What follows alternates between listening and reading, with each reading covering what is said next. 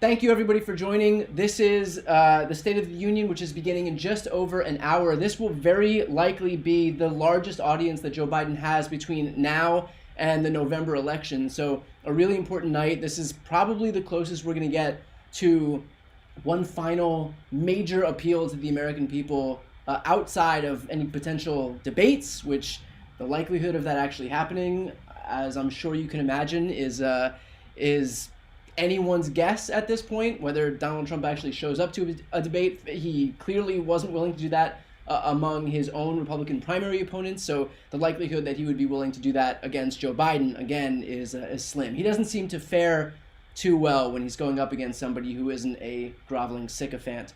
So with that said here, we do have some bad news to report, and that is that despite having been expelled from Congress, George Santos is in the building. So George Santos will be in attendance tonight. So that is take from that what you will. Somehow we don't seem to be able to shake the curse that is George Santos constantly showing up where he's clearly not wanted. So what I'm going to do is I'm going to go over what I believe some of the top top points we're going to see tonight are. And in the meantime, if you have questions that you would like to hear me answer, we have this time. We have about an hour where we can discuss what you would like to talk about. So if there are certain topics that you would like to hear me touch upon, just throw them in the chat, and you can just @ me. So just @ Brian Teller Cohen. This way I'll be able to see them, and I'll answer your questions that way. And we'll make this as collaborative as you want or don't want. So we'll just take it from there. But what I expect that he'll really focus on tonight are two things. One are going to be just like kitchen table issues that actually impact people. He's been leaning really heavily recently on eliminating junk fees from banks, that kind of stuff that just impacts people like where they are, as opposed to the more nebulous stuff that Republicans like to seize upon. So expect to hear about junk fees and banking regulations and just those kitchen table issues. Also expect to hear a contrast be made between him and the previous president and Donald Trump, and what you can expect in terms of either being on the side of defending democracy and being on the side who isn't interested in doing that. So that's what I anticipate we'll hear the majority of this evening. I do know that this speech will be shorter than previous speeches, so we can expect this one to clock in probably in the 45 to 50 minute range, as opposed to previous years where we were looking at an hour and a half, something like that. So this will be a shorter speech, so it'll be more concise, more on point, and I think that's better overall, if for nothing else. Then it is tough to listen to an hour and a half and not have the message drowned out. So I think if he's trying to make a more clear, convincing, decisive argument, then a shorter speech overall is gonna lend itself more to accomplishing that goal. Okay, so first of all, somebody's saying that I deserve an amazing grilled cheese. That might kill me. I'm allergic to dairy. So no grilled cheese, at least in the evening, for this evening. Let's see. Was there any movement on getting a vote for Ukraine aid to the floor of the House against the Speaker's wishes? As far as I'm aware, there is a discharge petition that's pending. So basically, as soon as they realized that Ukraine aid wasn't going to go with a bipartisan border bill, I believe Hakeem Jeffries did sign a discharge petition. It takes 30 days for that to sit there before they can then circumvent the Speaker and bring that up for a full floor vote. So stand by on Ukraine aid. I will get more information on that. I'm not exactly sure when the discharge petition was signed, but whenever it was signed, they have 30 days from that point. So I believe they will be able to force some type of a vote, and I think they're going to have the support for it. I mean, this is an issue that, other than like a vocal minority of Trump's America First, Putin kowtowers, the vast majority of people in both houses of Congress do support aid to Ukraine. Thoughts on Mark Robinson's comments about removing a woman's right to vote. So Mark Robinson is now the Republican nominee for governor in North Carolina.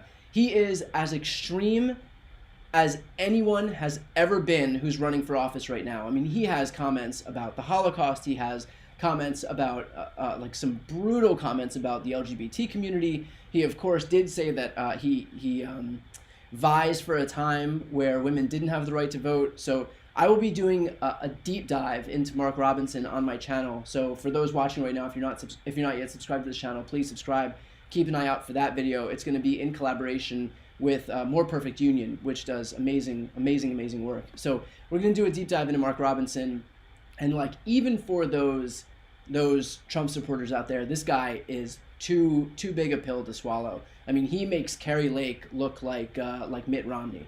So stand by on Mark Robinson, but needless to say, I think just top line on the Mark Robinson of it all, a pretty gross testament to what the party has become, and a nonsensical one. Gross, obviously, for obvious reasons, but nonsensical in the sense that you look at what happened with Donald Trump's America First candidates in 2022. I'm talking Don Bolduc, Doug Mastriano, Kari Lake, Herschel Walker, Dr. Oz, like those super extreme candidates who weren't even palatable for Republicans in the vast majority of these races. Keep in mind, 2022 was an overperformance by Republicans who weren't those extremists. I mean, the reason that Republicans have the House right now is because they were able to flip like 4 seats rather in New York, like this big blue liberal bastion.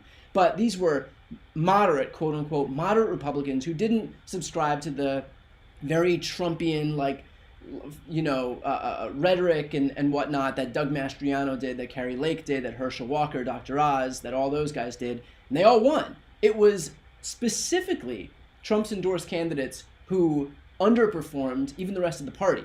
So the fact that they're still putting forward guys like Mark Robinson, who I can guarantee you are going to underperform again, it shows that, like, I don't know what their strategy is other than just blind fealty to this guy, to Donald Trump, and also like continuing to walk into this brick wall, not getting the message and doing it over and over and over again. I mean, the amount of times that they have attempted and failed to actually put these people in office should tell you that, like, if you have any interest in actually taking power, then maybe figure out a strategy to do it that is more effective than just putting forward the most extreme candidate you could possibly find, if for no other reason than he's just completely subservient to Donald Trump and then just hoping that he'll get in, even though these candidates very rarely do. I mean, for every one Marjorie Taylor Greene that sneaks by, you have a ton of other candidates who aren't able to get elected. Again, in 2022, there was an entire graveyard of candidates from Kari Lake, Doug Mastriano, Herschel Walker, Dr. Oz, Christina Caramo out in Michigan. Like, all of these candidates weren't able to get elected, and they have a base that is very conducive to electing them, and yet even they were too extreme. So, what they say about doing the same thing over and over and expecting a different result, that is exactly what's happening right here. Okay, that was a long answer. I'll try to make them more concise moving forward. Do I think Kamala Harris should be given more visibility in the campaign? Kamala Harris has been going across the country doing a tour for colleges, young people, and speaking about the implications of Roe, women's reproductive rights. So I think she is visible. It's not necessarily in like the national media. She's not like making news on a daily basis to the point where she's going to be covered, but she's doing the work on the ground, and that stuff is important. She's meeting voters where they are. She's going to college campuses. She's finding young people, and like that's what she needs to be doing. Not every day has to be, sitting down for an interview with CNN. I think the grassroots stuff is clearly important, and I'm personally glad that she's recognizing the importance of it and just like quietly doing the work. That's like so underappreciated in this time where we kind of feel that unless somebody is getting like a daily news hit, that they're not doing what's necessary to be done. But in the last few years, I've held voter registration drives. I've donated to voter registration drives. I created my Don't Be a Mitch fund, where I've raised, at this point, maybe in the ballpark of $1.3 million for voter registration groups. These are people going out, knocking on doors, doing the work. And my whole through line, like you'll hear me say this from now until November, the most important thing for people is work on your circles. Find 2 or 3 people, family members, friends, neighbors, coworkers who don't vote. We all have people like that. I have people in my immediate family who don't even know what the job of a governor is, and they live in swing states. And like your job is to just find 1 or 2 people. There's a story that I tell pretty frequently about Wisconsin. Joe Biden beat Donald Trump in Wisconsin by 2 votes per precinct. That's it. That was the margin. Across the state, it was 20,000. There are about 10,000 precincts in the state. All that Donald Trump needed to do was flip 2 votes per precinct, and he would have won the tipping point state. So like, all of that is to underscore the importance of just taking care of your circle. Find 1 or 2 people and email me. Tell me about it. Those are my favorite stories in the world. God knows I get more emails than I know what to do with, and most of them are right-wingers talking about, where they would like to see me go. But like, send me an email. Let me know that you've been able to like talk to your sibling or your niece or your nephew or your aunt or your uncle or a parent or a grandparent who didn't vote or something like that, and that you've been able to influence one person. That stuff is the whole reason that all of us do this. So anyway, that's what I think is going to be the most important thing. So for Kamala, I think that's great that she's just like out there, head down, doing the work. That's what we need more of. Now that the Supreme Court is obviously politically biased, with Amy Coney Barrett saying the quiet part out loud, do you think there might be a real push to expand the court? I think right now, with the composition of the Senate as it is, with we have Joe Manchin and Kyrsten Sinema still serving in the Senate, they're still comprising our majority in the Senate, so nothing's going to happen right now. Look, it depends what happens next Congress. If we have a majority that's big enough where we can actually eliminate the filibuster, which means holding on to these tight Senate seats, and we have a majority that's actually willing to eliminate the filibuster, that means replacing Kari Lake with Ruben Gallego, for example, and holding on to a 50-50 majority and being able to put through an elimination of the filibuster, then yes, short of that, it's not going to happen right now.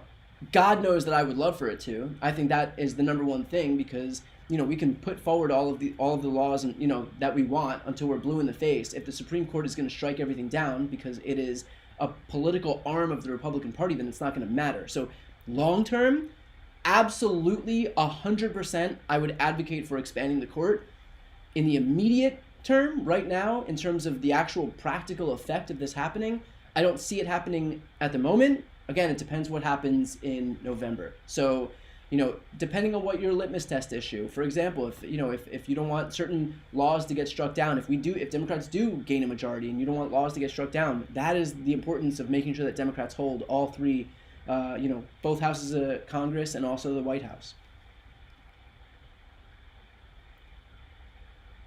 I understand too that my video is a little dark, and the problem is I can't get up to lighten it because I'm on screen. So as soon as let's see, here's what I'm gonna do. I'm gonna go full on me, and just give me one quick second.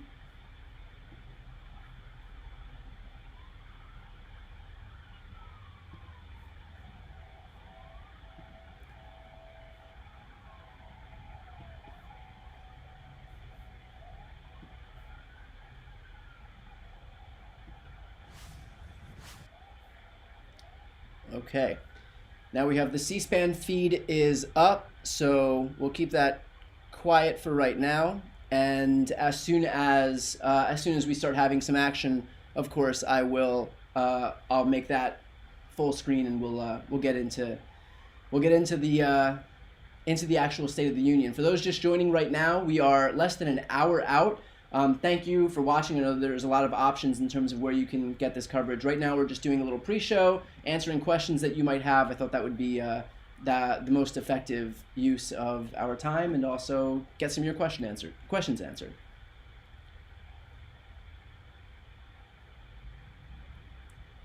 Any chance of the court maybe having a term limit imposed? Would that be easier to get through? I do think that there is, look, I think it would be easier, certainly, than expanding the court. Again, you have to remember that no Republicans are going to vote for anything that may make the Supreme Court any more democratic. They have a 6-3 majority. Anything that would impose a limit on their own power, they're not going to vote for. So, we'll see what happens if Democrats are able to pull through, and I believe that maybe Sotomayor is the oldest Democrat on the court at this point. I mean, if she retires before the end of Biden's term, and he could put some 30, 33-year-old like CrossFit trainer, someone who's going to live till 110 years old on the court, that would be great. But in terms of any restrictions or limitations on the court, I don't anticipate that we'll see anything like that embraced by Republicans while they have a majority of justices that so obviously favors them.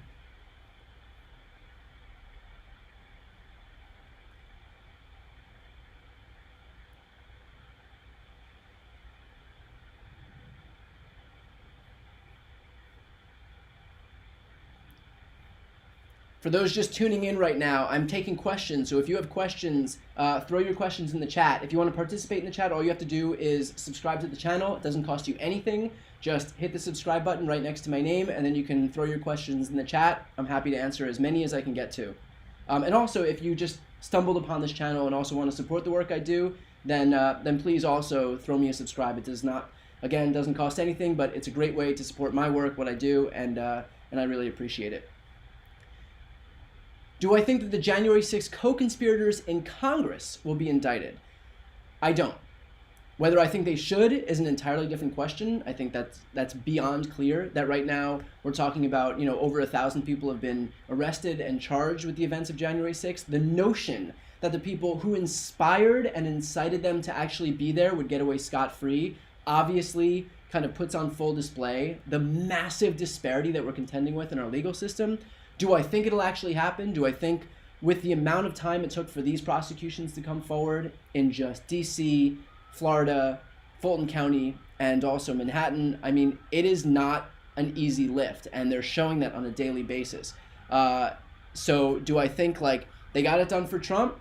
We'll see what actually happens. We'll see if any of these prosecutions, other than, of course, the imminent Manhattan prosecution, will actually go forward before the election. But in terms of my realistic thoughts, in terms of those January 6th co-conspirators, the Jim Jordans, the Marjorie Taylor Greens, do I think they'll be indicted? I don't.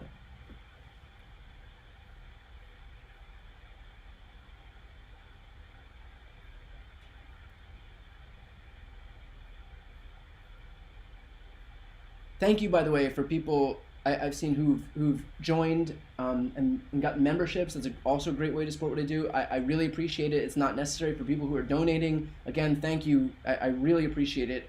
It's a great way to support the channel. So thank you. I appreciate it, and I see them.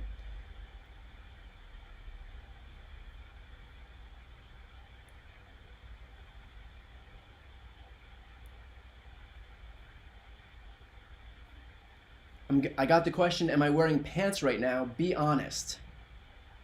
I'll tell you what, stick around for the entire broadcast and maybe I'll reveal the answer to that question. That is my most closely guarded secret that I have. So if you think I'm just gonna give it away with still an hour left to go and not try to use it to keep you here, you've got another thing coming. Who is the next Democratic leader after Joe Biden? That's a good question and a fun one. I think the Democrats are especially lucky right now because for so long there was very little bench.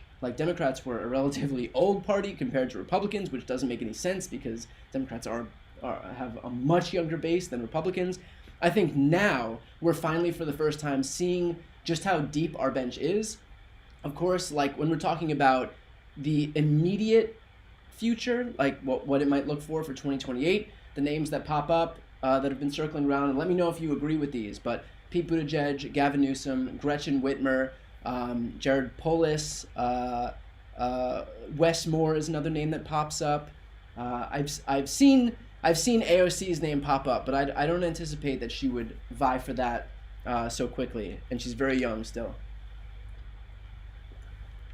I know I'm probably forgetting some names in there as well. So if you have other thoughts about Josh Shapiro, of course, thank you. Look, I do a show with Jamie Raskin that I'm really proud of, a brand new show called Class with Jamie Raskin. The first one, if you've watched it, let me know in the comments if you've watched Class with Jamie Raskin. First one was a hit. He basically gave a constitutional law class. So for everybody who watches Jamie Raskin, who knows how brilliant he is, I approached him and I was like, look, you're a constitutional law professor. What I would give to sit in a classroom and just listen to you talk.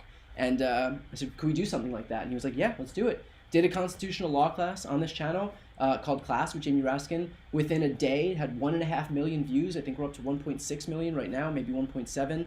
And so, Jamie is, it doesn't, there are a few people on the planet I respect more than Jamie Raskin. So of course, I would love to throw him in that list. And in fact, in one of our recent interviews, I asked him, would you ever be willing to run for president? And he said he would be willing to do whatever it took to be most useful for the country. So definitely not a no.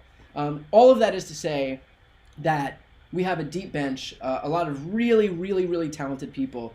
And I think just to basically to go over it, because I'm seeing a lot of names right now. Again, Buttigieg, Gavin Newsom, Jamie Raskin, Gretchen Whitmer, Kamala Harris, of course. I think those are Wes Moore. Those are probably the main ones that we're seeing right now. But look, anything can happen. I mean, no one could have presumed in January of 2020 what March of 2020 was going to look like. Nobody can ever presume where we're going to end up in 5 minutes. Nobody could have presumed, when I started paying attention to politics that Donald Trump would end up, being the president of the United States. So you never know where you're going to end up. But all of that is to say that we've got a super strong bench, and kind of gives me a lot of hope for the future of the Democratic Party. So, with that said, I hope I answered that question. Again, if you have other questions, throw them in the comments, and I'll try to get to as many as I possibly can. For those just tuning in, we have about 50 minutes right now until the State of the Union speech begins. For those who are just joining in, I do imagine that this will be the largest audience that Joe Biden will get between now and the November election. I can't imagine, it's anyone's guess whether he and Donald Trump will actually debate. Donald Trump very famously is not super willing to get on a debate stage with anyone who isn't a groveling sycophant. So the likelihood that he would be willing to go up there with Joe Biden, especially considering they'll ask policy questions and Donald Trump doesn't know policy. He only knows how to bark 3-word slogans like a fascist mother goose. I don't anticipate that he'll be super keen on being able to debate any policy. So that kind of lowers my expectations in terms of whether he'll show up for a debate. So this may very well be the biggest audience that Joe Biden will be able to garner between now and November. So he'll be most likely, in my opinion, looking to make that contrast between him and Trump, between a party that protects and looks to defend democracy and a party that doesn't. Also, the ways in which Democrats have just delivered tangible wins to people. So you look at the Republicans, what they did in the last Congress, when Donald Trump had full control of government. When he first came into office, had the White House, the House, and the Senate. What did they do with all of that political capital? They passed a tax cut for the wealthiest Americans, for millionaires and billionaires. A tax cut whose benefits were overwhelmingly felt by the richest among us. That's what they did with their political capital. In 2 full years, with full control of government, what did Democrats do? With the same amount of time and the same margin in the House, Democrats were able to pass the American Rescue Plan, leading us to the fastest recovery of any other country, any other industrialized country in the world with regard to COVID. They were able to pass the Inflation Reduction Act, finally allowed the government to negotiate lower drug prices, record allocation of funds to combat climate change. You have the CHIPS Act, which has led to a boom in manufacturing jobs. We've got 800,000 manufacturing jobs. It's the most manufacturing jobs in a 4-year period that have ever been added in the United States. Compare that with 150,000 manufacturing jobs lost during Trump's administration. You have the PACT Act giving veterans health care. You have the infrastructure law, the bipartisan gun safety law, re-signing the Violence Against Women Act. So the list goes on and on. Those are just the legislative wins. From the economic side, we have 15 million jobs added. We have the longest streak of sub 4% unemployment in modern American history in the last half century now. We have wages rising, we have consumer sentiment surging, and we have inflation down to 3%. So a lot of wins. I mean, this is the kind of economy that Republicans run on and would kill to actually have. And yet, what happened after the last 3 Republican administrations? A recession. Bush 1, Bush 2, and Trump all ended in recessions. None of those presidents were able to get more jobs than any Democratic administration in my lifetime. Republicans brand themselves as the party of jobs, jobs, jobs. Point me to a single Democratic administration that has gotten less jobs than a Republican administration. It doesn't exist. It doesn't exist. It's as easy as that. Here's a good question. Why do people seem to forget the problems with the Trump term? I mean, look, I think that here's how I thought about Trump during his administration and in the immediate aftermath of his administration. I was a big advocate of not platforming him. Let's not heap onto him all of this undue attention. Even with my channel, I think a full year went by without uttering his name. Now, I think he has actually reaped the benefits of being out of the consciousness because people have short memories, right? And so I think by virtue of him not being on Twitter, by virtue of him not being on TV, by virtue of him not doing those rallies for a good stretch of time, I mean, now he is, but for a good stretch of time he wasn't, people forgot what it was like. You just memory hole all of the insanity and you forget what it was like to have him up there telling people to inject bleach and telling people that during these daily COVID things, telling people that it was going away, that just spewing lie after lie, hearing his insanity, hearing what he was saying about martial law, going out there and holding the Bible upside down while the military was attacking peaceful protesters. I mean, all of it was insane, but you memory hole it and you forget in the same way that time heals all wounds. Right? And so I think now, I know there are a lot of people who are saying, well, don't platform him. Why are you giving him all the attention? People need to see what he's about. People forget. You forget what it was like being in the midst of that day in and day out, waking up to some 3 a.m. screed where he declared war on half the world, on our allies, on that stuff happened every day, but we forget because we've been out of it, because he was deplatformed off of Twitter for a while, because he wasn't on Facebook, because he wasn't being given coverage, he wasn't doing rallies, we weren't staring at empty podiums waiting for him to come on, and that actually redounded to his benefit. And so now, I have every intention of showcasing this guy, broadcasting all of the insane shit that he says on a daily basis, where he claims that he's going to do a mass roundup of people who've been in this country for 30, 40, 50 years, their whole lives, and he was going to deport them to countries they've never known, where he claims that he wants to terminate the Constitution, where he claims that he wants to be a dictator for a day, where we absolutely know he would pass a nationwide abortion ban, where we know that Republicans are trying to ban interstate travel and IVF. Who do you think would be their biggest advocate in terms of getting that stuff through? It would be Donald Trump. So broadcast this stuff. Show the insane stuff that he says on a daily basis. And I have every intention of doing that, but that is why, to answer your question, that's why I think that people seem to forget the problems of the Trump administration. You see what's right in front of you. Joe Biden is the president. You see issues, and you blame it on him, and you figure, well, nothing can be worse for people who are upset about something. Well, I can guarantee you it was worse.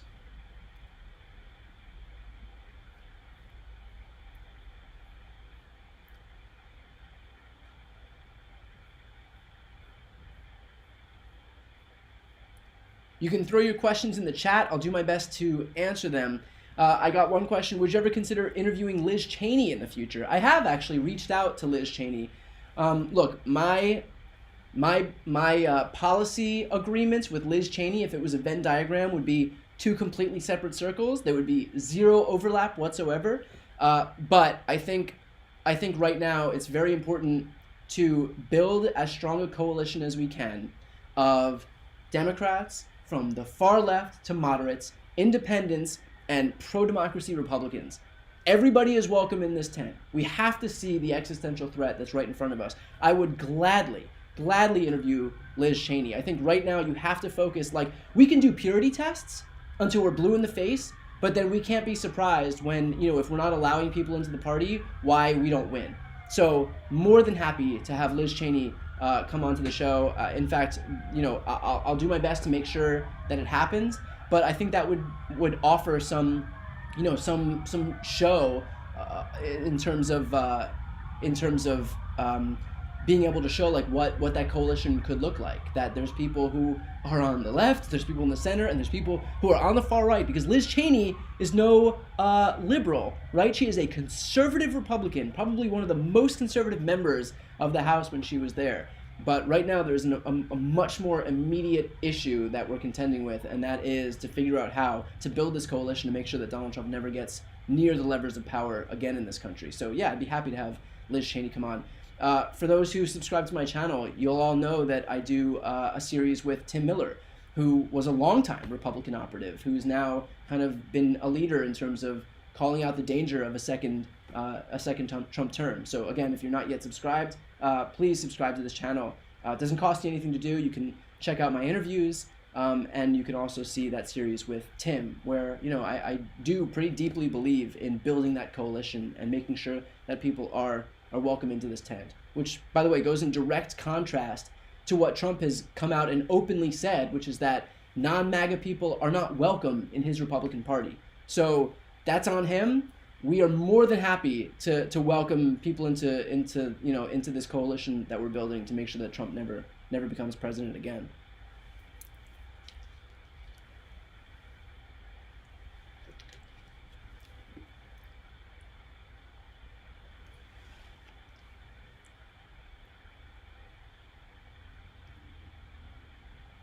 Do I interview Republicans?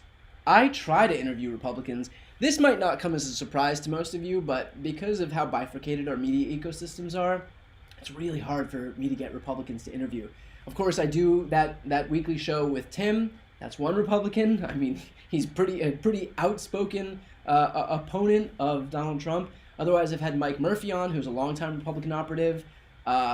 I had Lieutenant Governor Jeff Duncan of Georgia come on, and I believe I had, Adam Kinzinger. So that should show you the extent to which far-right Republicans are willing to come onto my show. Probably the farthest right that I had was like Jeff Duncan, who is an avowed opponent of Donald Trump. No, they really don't have any interest in coming on the show. They really don't have any interest in contending with any pushback.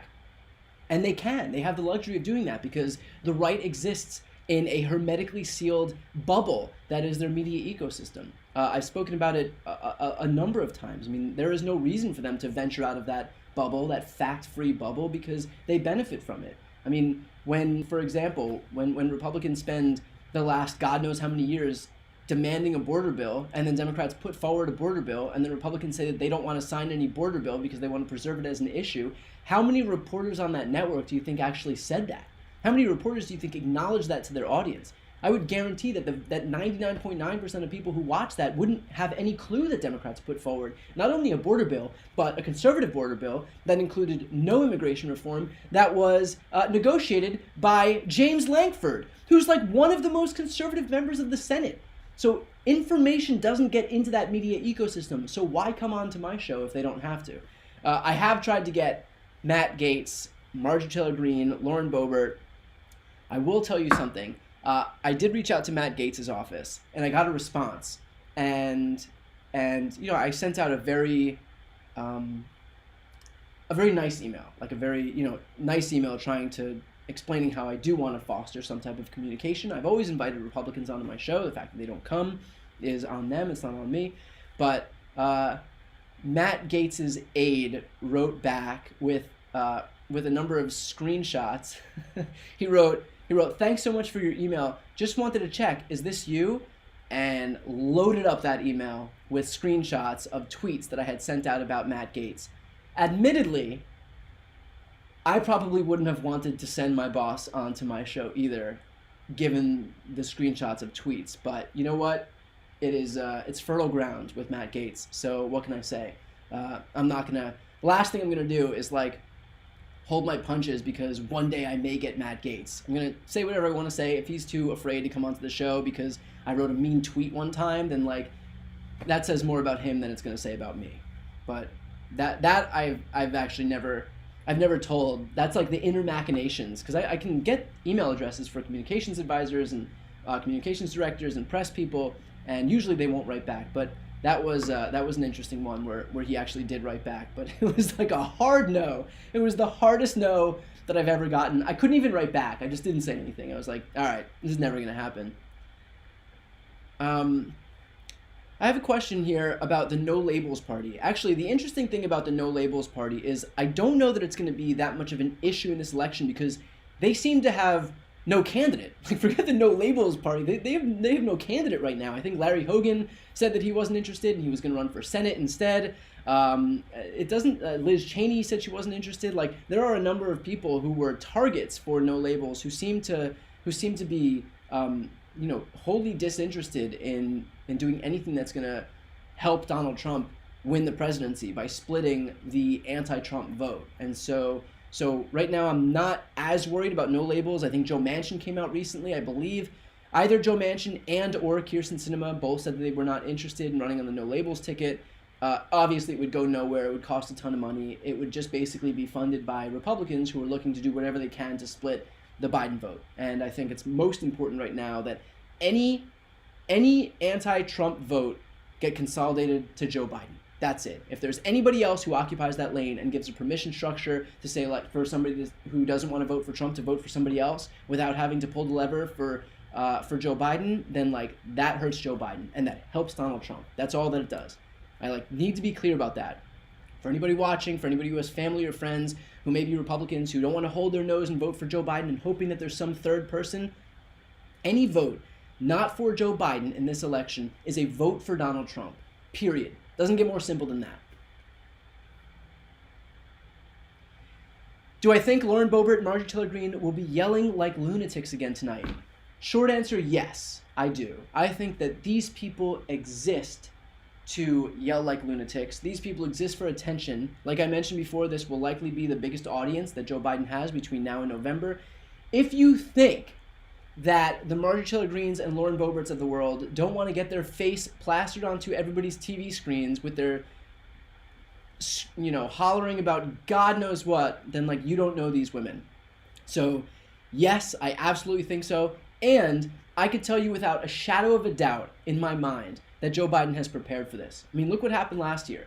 Last year, I believe it was most of the Republican conference who sat there and just started screaming about when Joe Biden accused them of wanting to cut Social Security, Medicare, and Medicaid. They went nuts, even though they're all on record saying it, and they're on record again saying the same thing. I believe just a couple of days ago, somebody came out. I'll pull that up right now. Just a couple of days ago, who was it that said?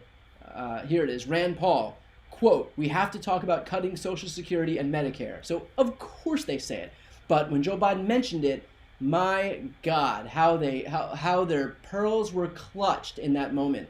And so Joe Biden used that moment to basically get them to agree not to cut it. And he completely turned it around on them. Their whole moment where they wanted to have that "you lie" moment which was, of course, I believe it was Joe Wilson during the Obama presidency, which was super famous. Now everybody's chasing that high again. But he was able to flip it right around on them because they're predictable enough that he knew exactly when they were going to lose their minds. So I'm sure in this speech, he knows what's going to make Republicans lose their mind, and I'm sure that he has some retort prepared for them. Joe Biden's good in the Senate. This is where he was for like 49 years. If these people think they're going to get one over on him in the Senate, especially knowing with his whole staff and him knowing exactly the moments that are going to set them off, like, come on. But is Mike Johnson going to be able to stop them? No one's going to be able to stop them. These people are like, they're completely driven by like id and ego. It's impulsive, like they have zero impulse control whatsoever. So I absolutely think that we're going to see some, meltdowns this evening.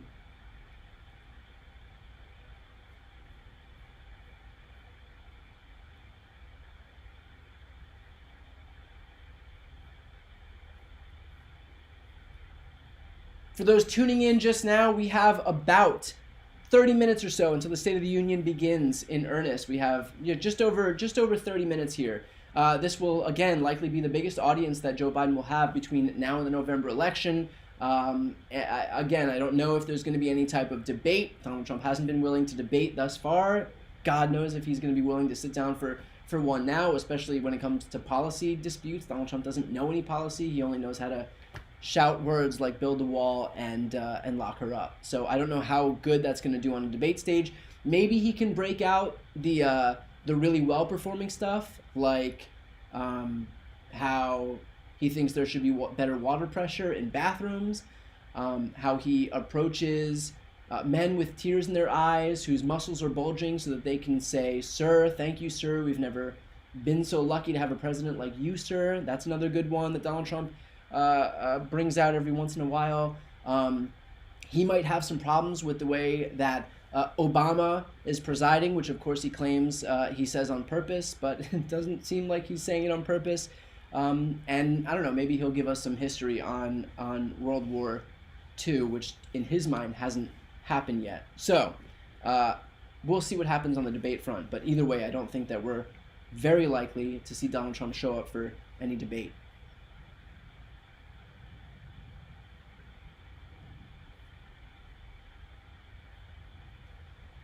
My thoughts on Katie Porter's rigged comments. So Katie Porter came out and said that the results of the California Senate election were rigged. I think, top line, super irresponsible way of phrasing any of that. Here's what happened. Adam Schiff got a ton of money, spent about $11 million in ads to raise up Steve Garvey, to build up his name ID, because he wanted to box Katie Porter out of the primary. The way it works in California, where I live, is that the top 2 vote getters advance, regardless of party. So there was a scenario where if Adam Schiff and Katie Porter got the most votes and were able to box out Steve Garvey, the Republican, those 2 would have advanced the primary to the general election out of the primary.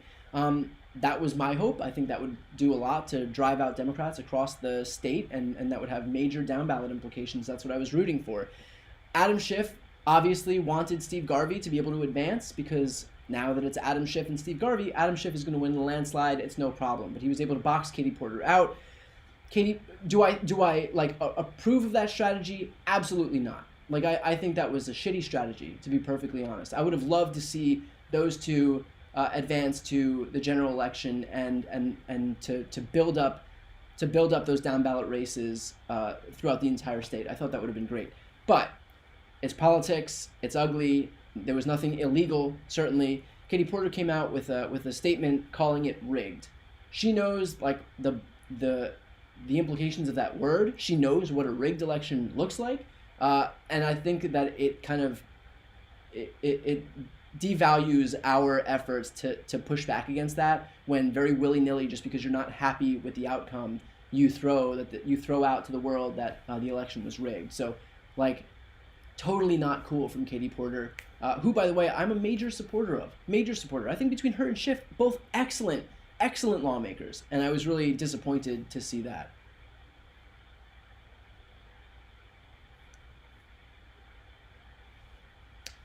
Who's doing the Republican response after the State of the Union? I believe that's Kate Britt, the senator from Alabama. So relatively low-profile senator. Clearly, they're trying to raise her profile. The reason that I think they're trotting her out is because they are getting killed right now on IVF and women's reproductive rights. And so even though she is just as extreme as every man in the Republican Party, still they're trying to soften the image by trotting out a woman who, again, would be perfectly happy to impose nationwide abortion restrictions and to nationalize the same law in Alabama that outlawed IVF. And so, I think it's just some really lazy way to just put a feminine face on a really terrible, terrible policy.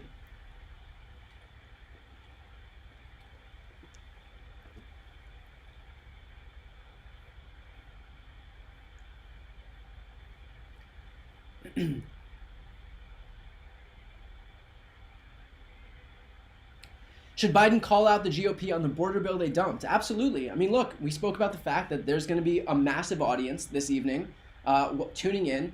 Again, I had just mentioned a few minutes ago that when you deal with right-wing media, it's a hermetically sealed bubble. And a lot of people don't even know that Democrats were advocating for a border bill that didn't include any immigration reform, which is the poison pill that Republicans always include because they don't want the border issue to get solved.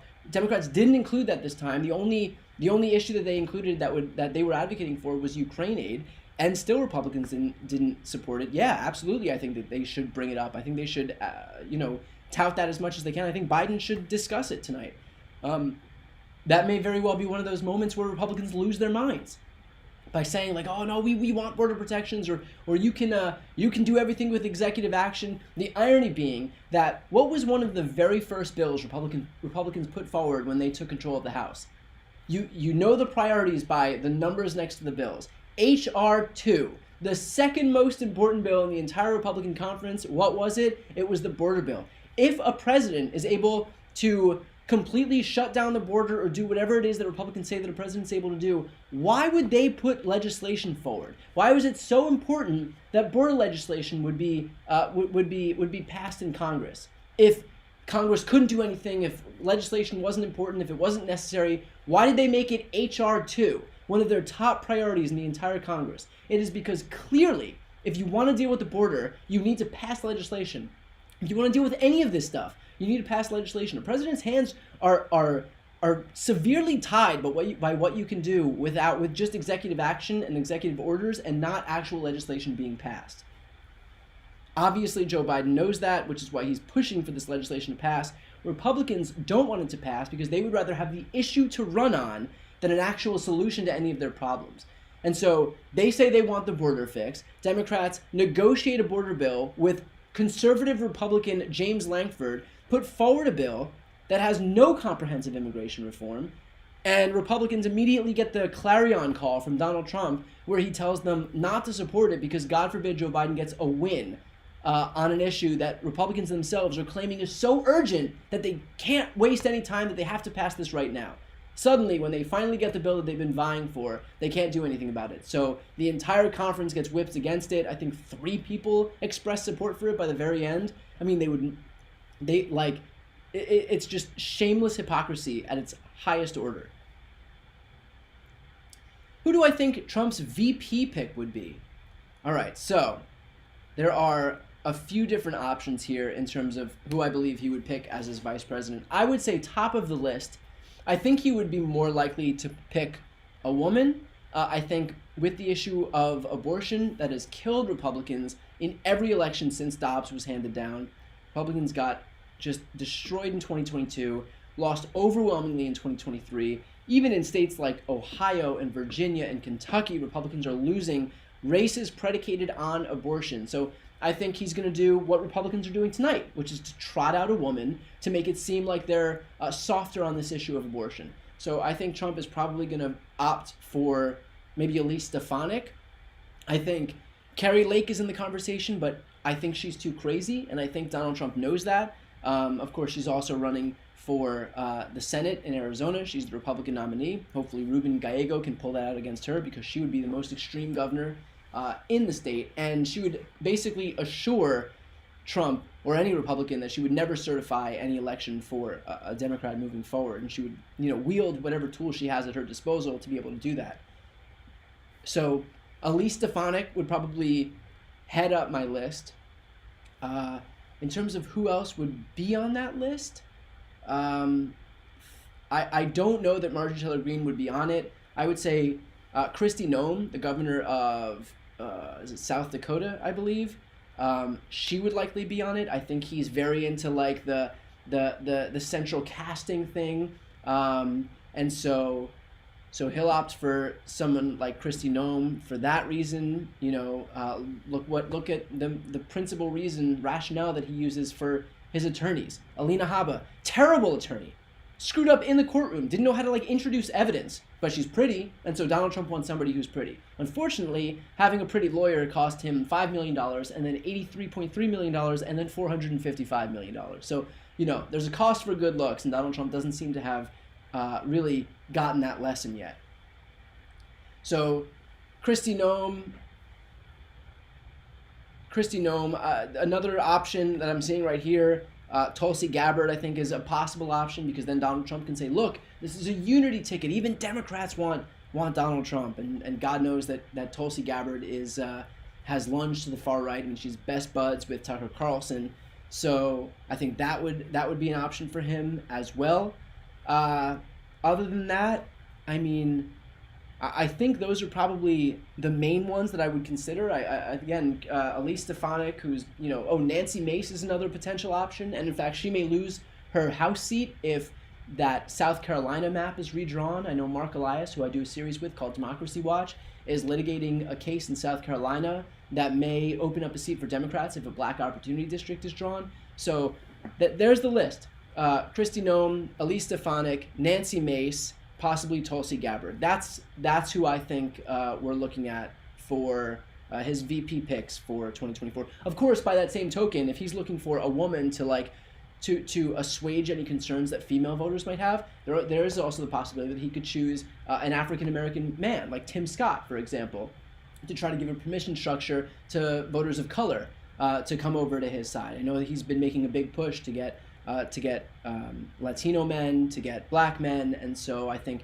having somebody like Tim Scott on his ticket, he may think might give a permission structure for people of color to go ahead and vote for him. So that's what I presume could possibly happen on the VP front, and I think that we'll potentially hear something soon. I mean, it's already March. I'm not sure when these announcements are generally made, but even if generally they're made at a certain time, everything is out the window. Like, there's no reason to say like, oh, well, it's happened in the, like, George H.W. Bush trotted out his pick in like 19 whatever. Donald Trump doesn't care. He's gonna do it whenever he wants to do it, or whenever he thinks it might, help him steal back a news cycle from Joe Biden.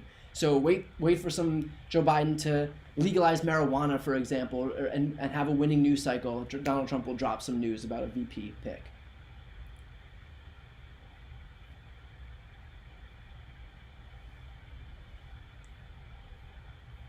So I'm getting a question that I got before. Well, I'll answer a quick one. Do I think that Joe Biden's going to announce any policy positions tonight?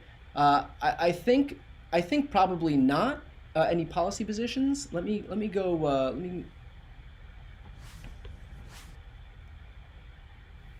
So I don't think any policy positions are going to be announced tonight. But I think we know, other than the obvious ones. I think he'll call for abortion protections to be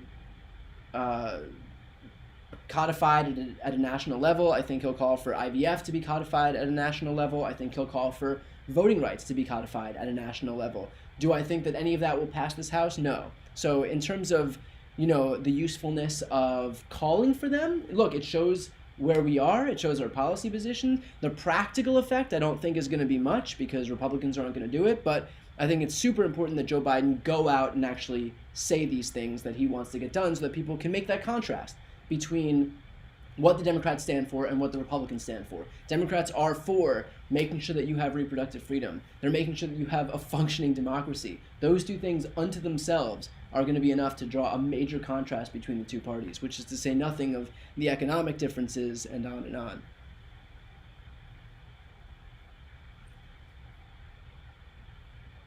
So for those joining, we have about 20 minutes until the State of the Union begins. You can see Kamala Harris and Mike Johnson are both on the dais right here, as all of the members of the House and the U.S. Senate are trickling in.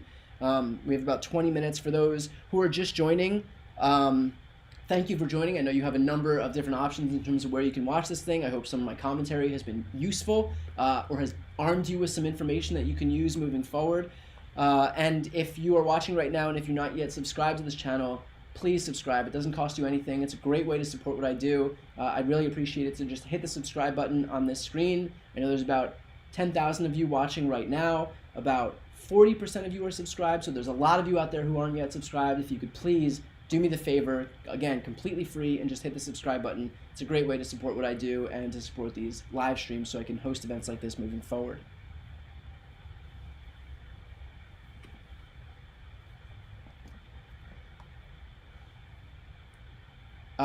So this is a question I got before, but I'll very briefly go over it again.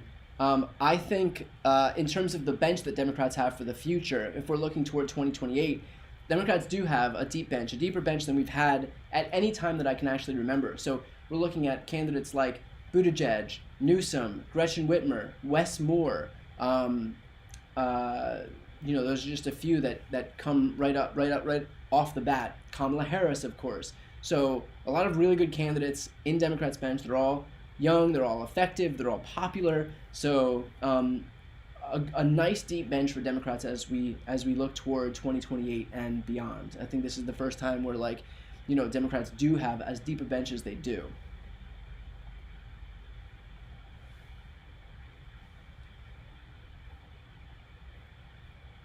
Yeah, somebody just wrote, tonight is Lauren Boebert's last chance to scream at Biden.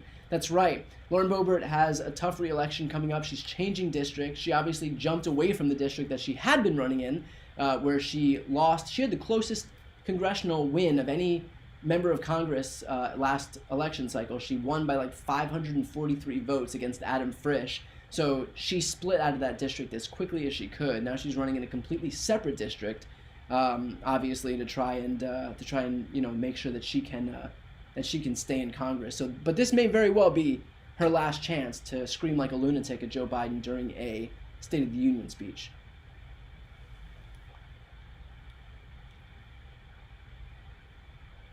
I'm actually just seeing now that Marjorie Taylor Greene was wearing a Say Her Name shirt for Ashley Babbitt. Of course she was.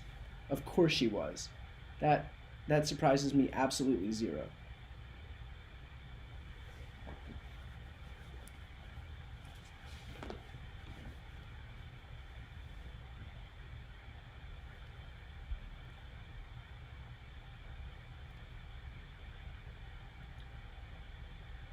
I've got a great list here that someone just dropped in. So in terms of the Democrats' bench moving forward in 28 and beyond, Kamala Harris, Pete Buttigieg, Gavin Newsom, Gretchen Whitmer, J.B. Pritzker, Fetterman, Shapiro, Raphael Warnock, Andy Bashir, Wes Moore.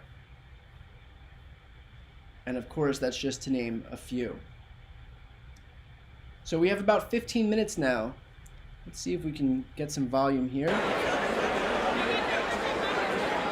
Well, that volume isn't very useful. The din of that loud room. So we'll just keep that to a minimum right now. You can see Colin Allred on the bottom of your screen. He's running against Ted Cruz in this upcoming election. So we'll see if we can pull out some good news out of Texas. We'll spend these last 15 minutes answering any questions. So if you have questions that you want me to answer, please throw them in the chat. For those just joining right now, if you want me to answer a question, all you have to do is subscribe to the channel and you can participate in the chat. Again, it doesn't cost you anything and it's a great way to support my work.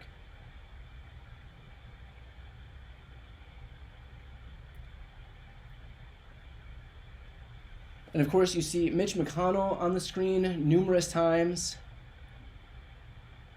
Mitch McConnell, who's bowing out of the Senate because he doesn't want to be able to contend with the onslaught of attacks that will inevitably be brought on by Donald Trump.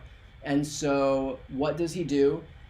So Donald Trump made his life a living hell. He knew his life would be made a living hell by virtue of what this next Senate would be. He himself said that he was not ready to go, that he was leaving the Senate on less than ideal circumstances, but that he had no choice because he knew what the next Senate was going to be like, was going to bring. And so he left this institution that he's dedicated his whole life to, in a pretty disgusting fashion, but that's neither here nor there. Meanwhile, Donald Trump has attacked his wife as Coco Chow, hurled racial slurs at his wife, and just basically screwed over Mitch McConnell every way he can, with McConnell himself admitting that Donald Trump was practically and morally responsible for January 6th. And so what does Mitch McConnell do? He endorses him. This guy stands for nothing, morally bankrupt, and completely bereft of any shred of integrity. That is who Mitch McConnell is. So, I mean, I guess I shouldn't be surprised, but there was still some small part of me that just thought maybe he'll have some dignity left. But no, it is party over country until the bitter end, even going so far as to advocate for a person who is actively destroying what remains of his legacy at this very moment. That is who Mitch McConnell is, in a heartbeat, in a nutshell. Thank you, by the way, for people who are coming from Pac-Man. Pac-Man can't stream tonight, so I do appreciate him sending some folks over. And I actually had dinner with Pac-Man last night, so that was the first time that we'd met in person. Pac-Man's a good dude.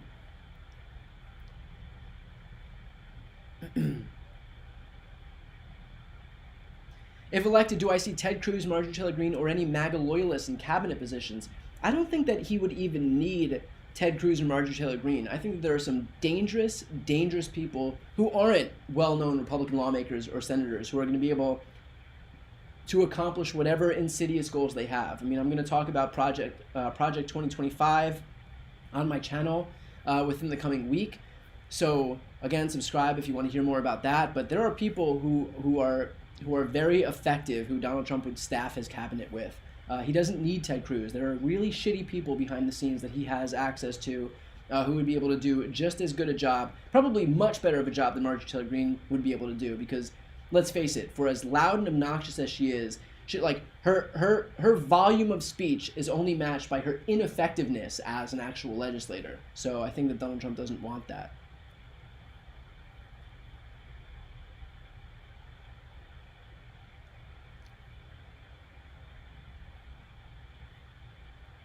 Okay, we've got about 10 minutes here. You can see the chamber is pretty much filling up. I guess they have a split screen right now so that you can see the White House. I'm not sure if...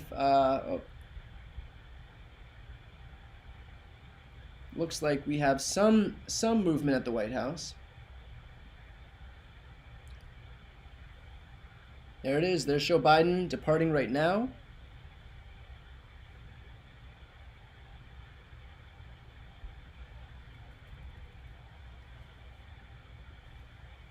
Heading for Congress. So his motorcade will take the short drive over, and we'll get this thing going in about 10 minutes here.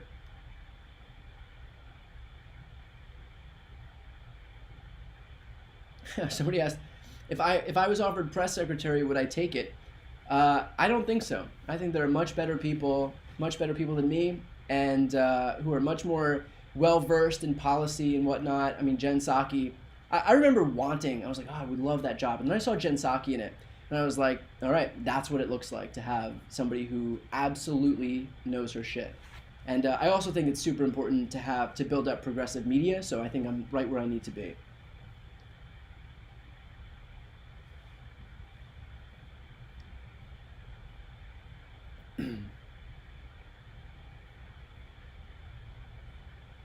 Again, if you have any questions for these last 10 minutes, just tag my name so that I can see the question, and I'll try to answer as many as I can in the about 10 minutes or so until this speech actually begins. In the meantime, for those just joining, thank you for joining. I know you have a lot of options in terms of where you can watch this, so I do very much appreciate it. So thank you for tuning in.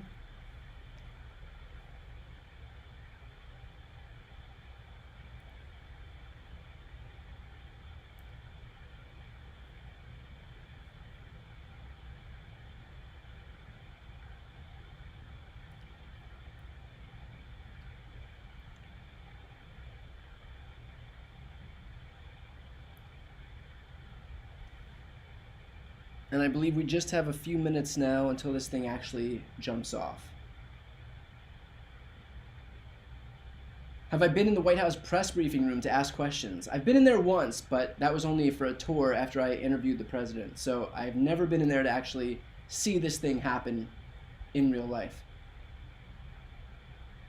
Why don't Democrats promote more achievements? Look, I think I can't speak for why Democrats do or don't say certain things. I know what I say on my channel and what I'm in control of, and I know that people who watch my channel hear me wheel off the laundry list, and I hope that repetition eventually sears these things into people's brains. You know, when you're wondering what Democrats have done, American Rescue Plan, Inflation Reduction Act, CHIPS Act, PACT Act, the Infrastructure Bill, the Bipartisan Gun Safety Bill, Violence Against Women Act, codified marriage equality into federal law, 15 million jobs, longest sub 4% unemployment streak in half a century, wages rising, inflation falling down to 3%, and consumer sentiment surging. I mean, I've gone over that list over and over and over again. You look at what Democrats have done relative to what Republicans did with the same margin in the House and full control of government when Trump was first elected. They passed a tax cut for millionaires and billionaires. That's it. Like, those two things are on completely different planets. Can I predict the margin of victory for 2024? No, I can't. That is one thing that I can't do, but I'll do all the work that I can to make sure that Democrats have a margin of victory in 2024.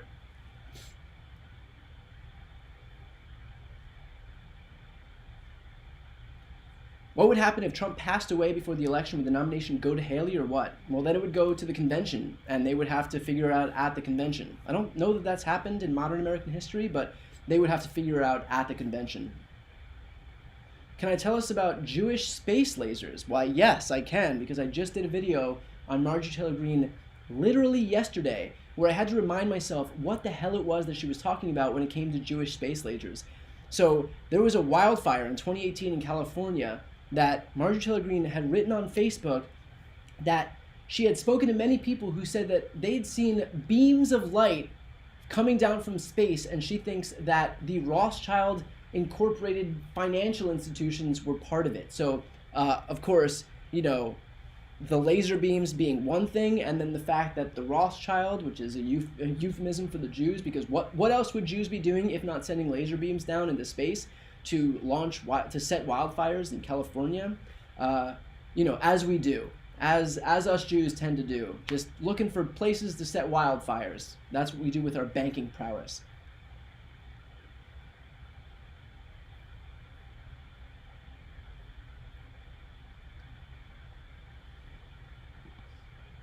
From Minnesota, Mr. Emmer. The gentlewoman from New York, Ms. Stefanik. The gentleman from North Carolina, Mr. Hudson. The gentleman from Alabama, Mr. Palmer. The gentleman from Utah, Mr. Moore. The gentlewoman from Michigan, Mrs. McClain. The House will be in order. The House will be in order. The gentleman from Oklahoma, Mr. Cole. The gentleman from Pennsylvania, Mr. Reschenthaler. The gentleman from Kentucky, Mr. Rogers. Gentleman from New York, Mr. Jeffries. The gentlewoman from Massachusetts, Ms. Clark. The gentleman from California, Mr. Aguilar. The gentleman from California, Mr. Liu. The gentlewoman from Washington, Ms. Delbene. The gentleman from Colorado, Mr. Neguse.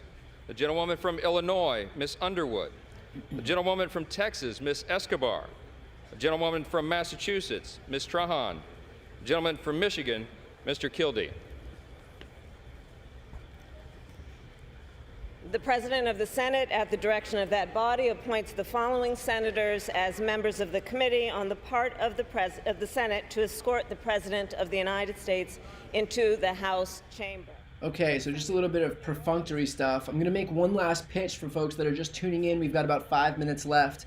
If you're not yet subscribed to this channel and you appreciate the work that I do, want to see more of it, or want to see more live streams like this one, please subscribe. It doesn't cost you anything. It's a great way to support what I do. It takes only a quick second. I know about 60% of you right now are not subscribed. So if you're one of those folks who aren't subscribed, if you could please hit the subscribe button, I'd really appreciate it. So thank you. The Senator from South Dakota, Mr. Thune. The Senator from Wyoming, Mr. Barrasso. The Senator from West Virginia, Mrs. Capito. And the Senator from Iowa, Ms. Ernst.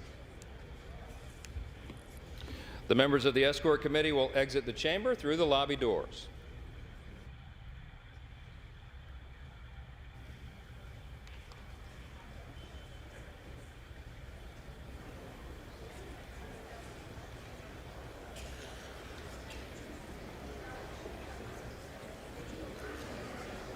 We are just a moment away here.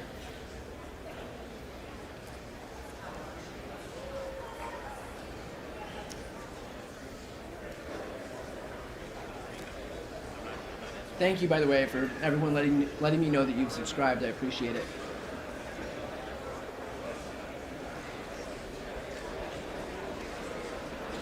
So I did get one question that I can quickly answer. I'm being demanded to answer this question. What are the Republicans disliking about the border bill? What the Republicans dislike about the border bill is that it would solve the issue at the border, and that's what they don't like. They would rather have the issue to run on than a solution, because any solution would reflect well on Joe Biden. And so they don't like that it would work. Dean of the Diplomatic Corps.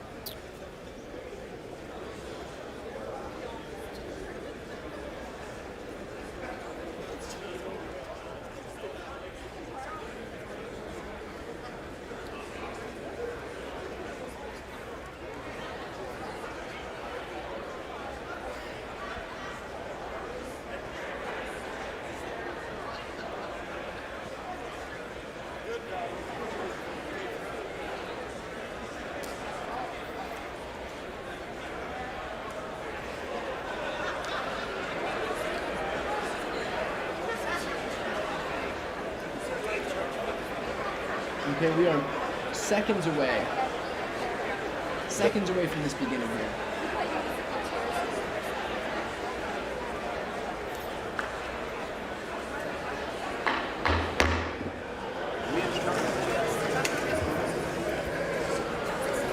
Mr. Speaker, the Chief Justice and Associate Justices of the Supreme Court.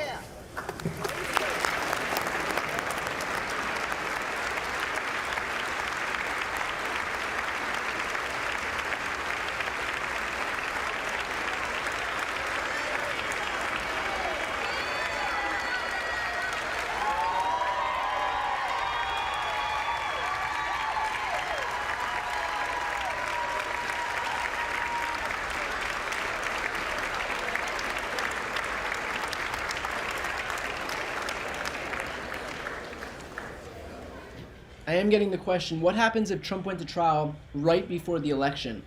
Would it be thrown out? No, Trump would still have to stay in trial. I mean, he could be in trial on election day.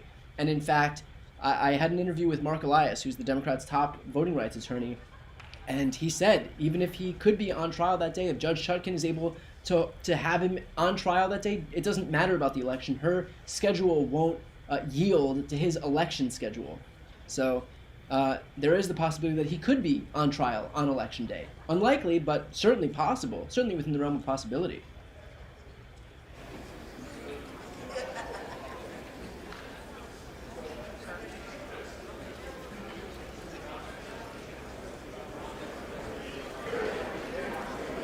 I'm seeing a ton of boos in the comments, so I can only assume that Clarence Thomas was on the screen for a fleeting moment.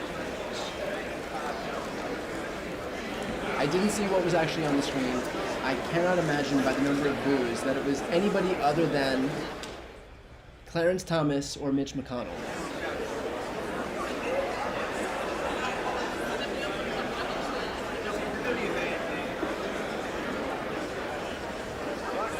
Or me. I don't know. Maybe I've said something to have everybody in my audience turn against me.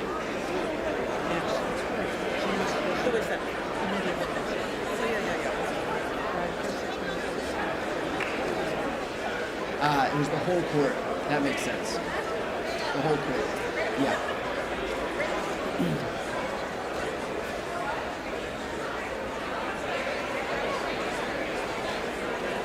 Yeah. There's nothing like looking away from the chat for a moment and then looking back at the chat and just seeing a wave of boos and trying to remember what I just said to lose the entire audience.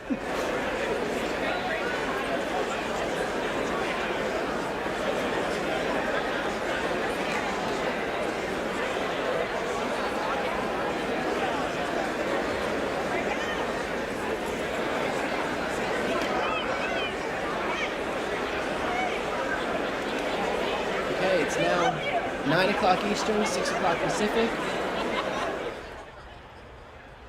The State of the Union speech should start any moment now. For those just joining, thank you for watching with me. I appreciate it. Did about an hour, a little over an hour pre-show here, and I'll do a little wrap-up at the end. But we've got about 45-minute speech coming up, so not especially long. This one will be pretty tight, especially relative to previous years.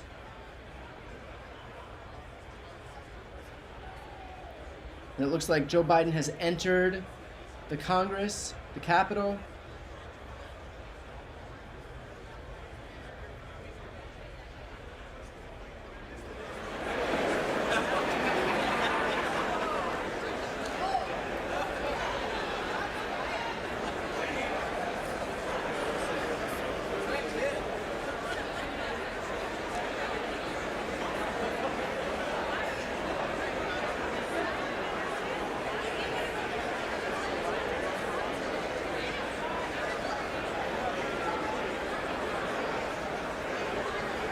For those asking why white suits, I think the obvious answer is for women's reproductive rights.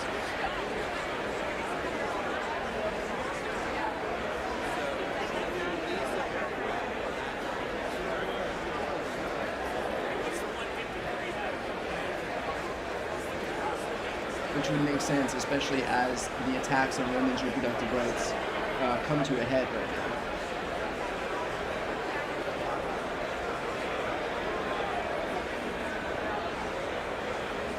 Oh yes, by the way, for those just figuring it out,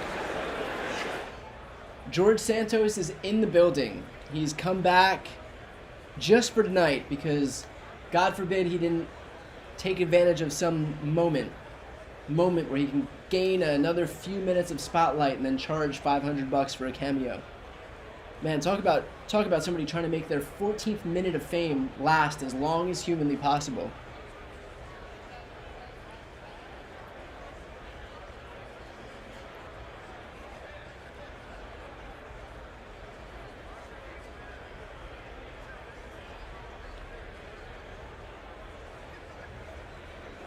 I don't know if George Santos is on the floor. God knows he tried to get on the floor. I don't know if he actually succeeded or if he's up in the gallery.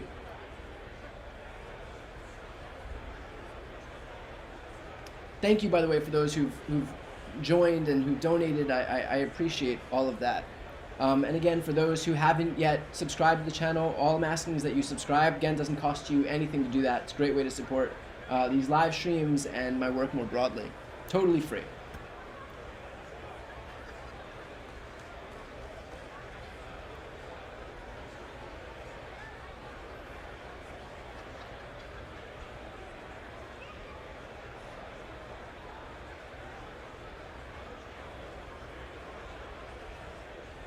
Who invited George Santos?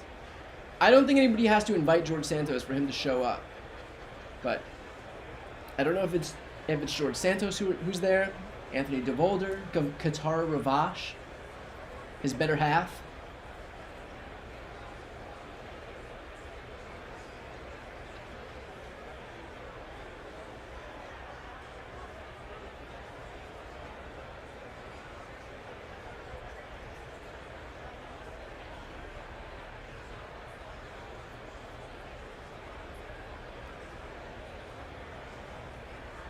All right, it looks like we are about to get started.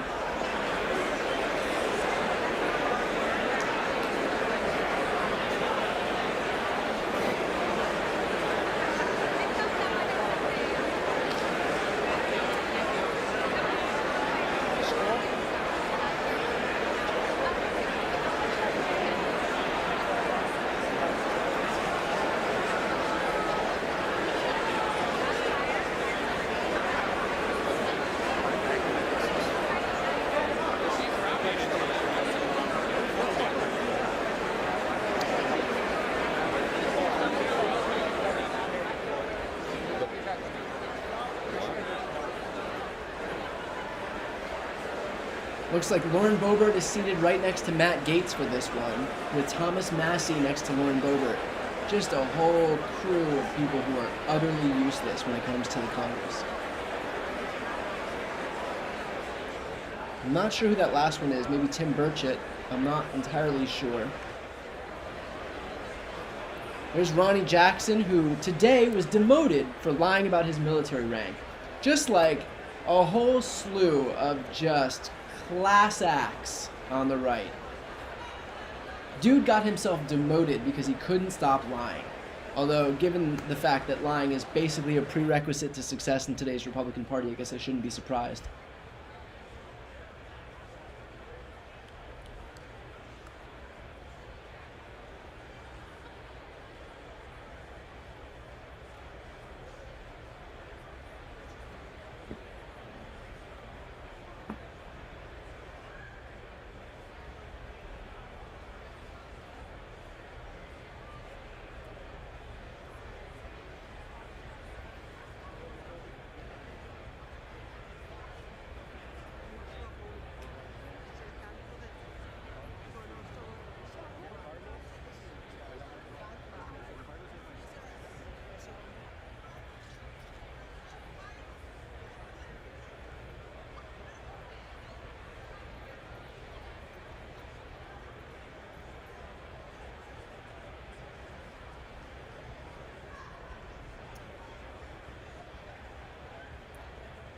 Okay, we are a few minutes behind.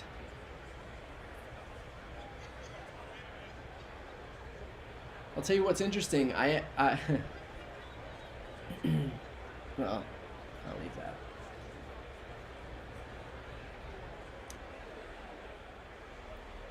Was that... Let's see. I'm trying to be able to identify these people quickly.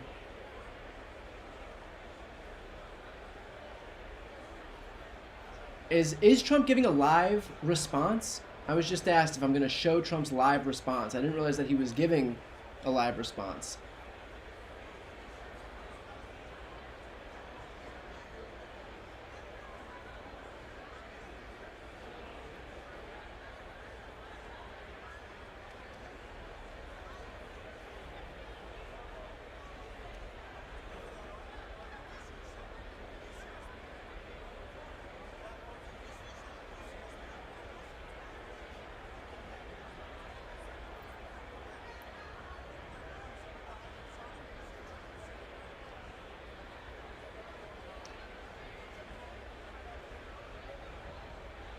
All right, I presume any second now. I do know that Katie Britt is giving the Republican response. I don't know if Trump is going to give some... I'm sure Trump will save his response for some unhinged screed on Truth Social. Doug Emhoff is walking in right now. The second gentleman.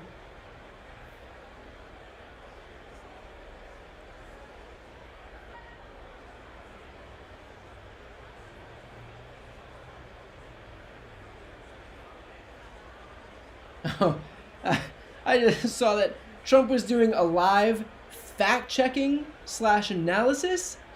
Donald Trump is giving a fact check? I mean, my God. If you didn't think we lived in the upside down before, Donald Trump is going to fact check. I'm sure he is.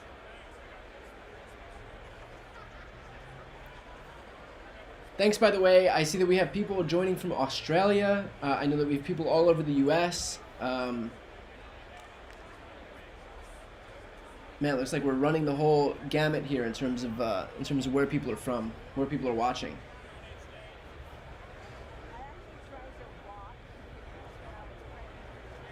Is Truth Social down? Is Trump supposed to do a response on Truth Social, but Truth Social is currently down? Is that what's happening? Let's see. Looks like Jill Biden is just walking in. Yeah, I think Truth Social is down. So apparently, if I'm gleaning all this information correctly in real time, Donald Trump was going to do a live fact check / analysis on Truth Social, but Truth Social is down, which is probably his way at low-key not doing a fact check, because dear God, that would be a disaster. Jill Biden getting a standing ovation as she enters the chamber. Here we go. Mr. Speaker, the President's Cabinet.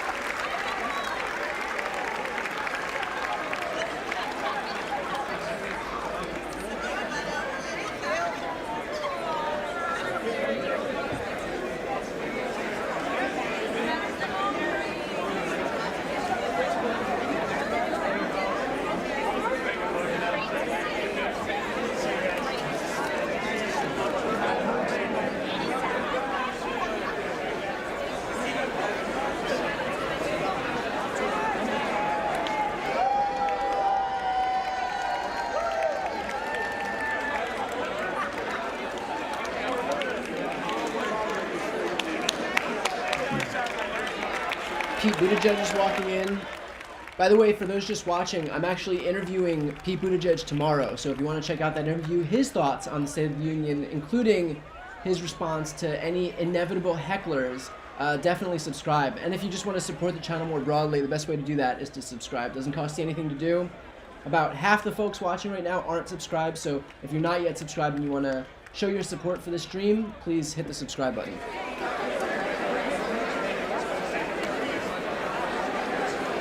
Just a a murderer's row of the worst Republican senators there are. Ted Cruz, Josh Hawley, Rick Scott, just brutal.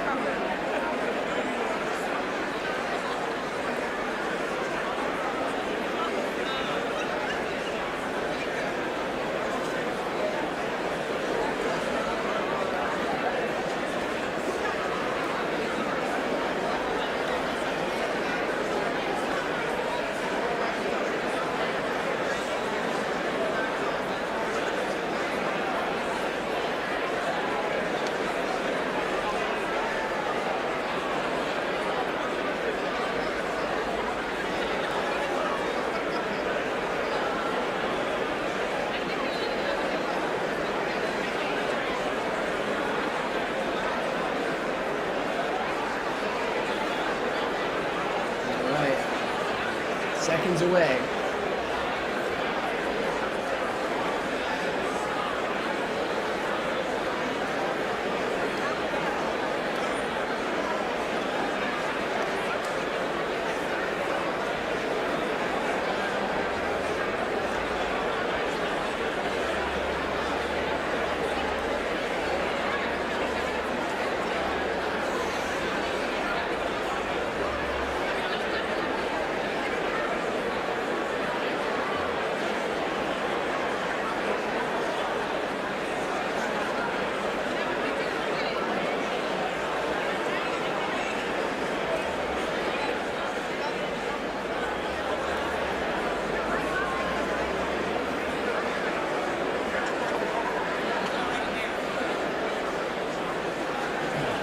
We saw Lauren Boebert on the screen again. Boebert is fighting for her political life. Had to change districts because she didn't want to go up against Adam Frisch, who she lost to by just over 500 votes in the last election.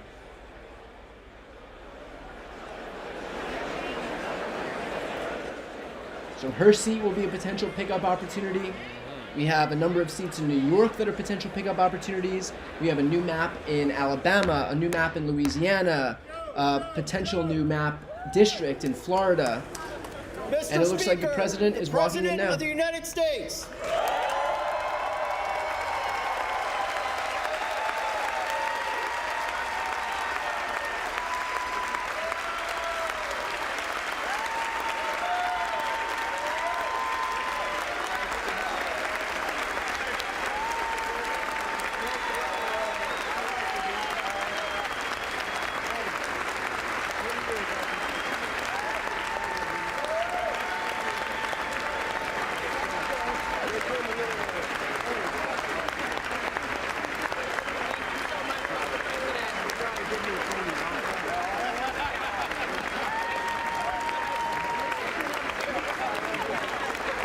pretty interesting to try to hear what they're saying.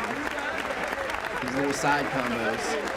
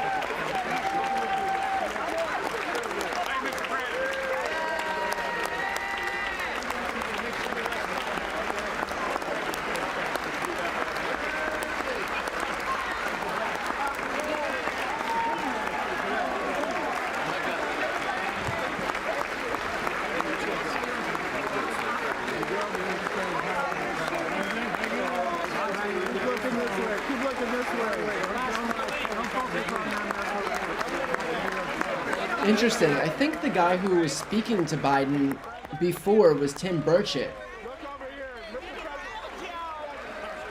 Oh God, there's Marjorie Taylor Greene decked out in full MAGA gear because she just needs the attention.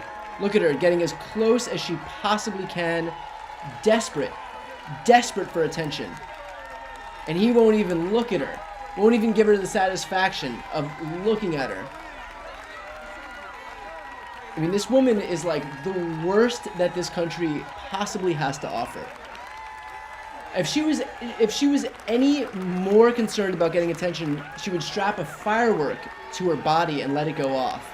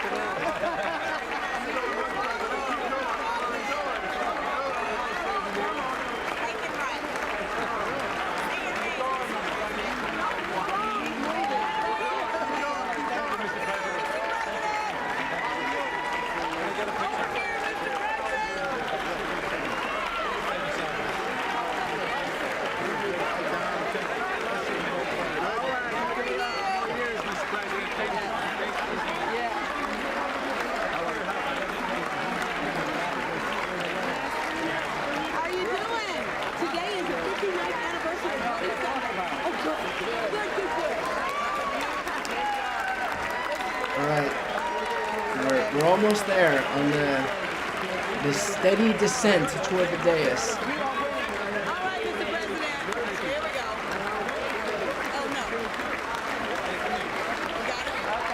Worst time to not have that cell phone ready. And you have your one shot. Have that phone ready. Have that phone ready.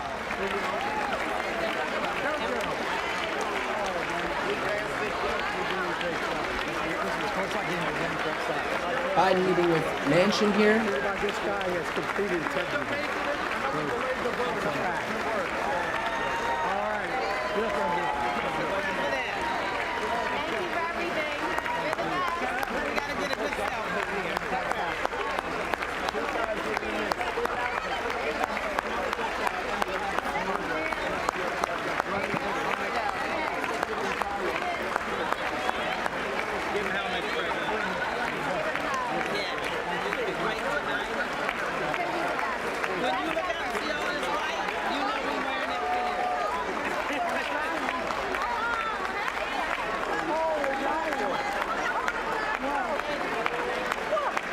All right. Looks like he finally made it down the aisle there. I believe that's Mary Peltola that he's meeting with right now. Flipped a long-held Republican seat in Alaska.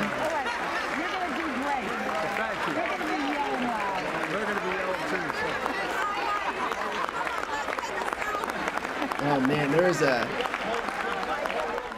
there is a scrum around this guy that is just blocking him from getting up onto the lectern here. All right, make way. Let's get this thing moving. You see the 4 more years chant break out. You can hear a pin drop on the Republican side. How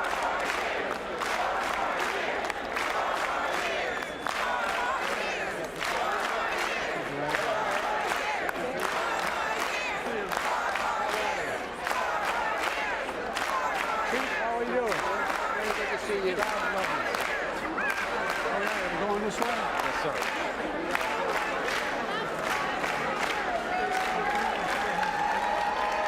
And there's Biden meeting with members of the Supreme Court.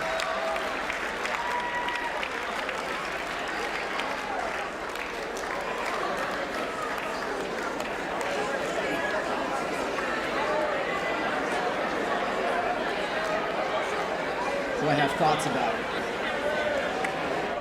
I have some thoughts about members of the Supreme Court.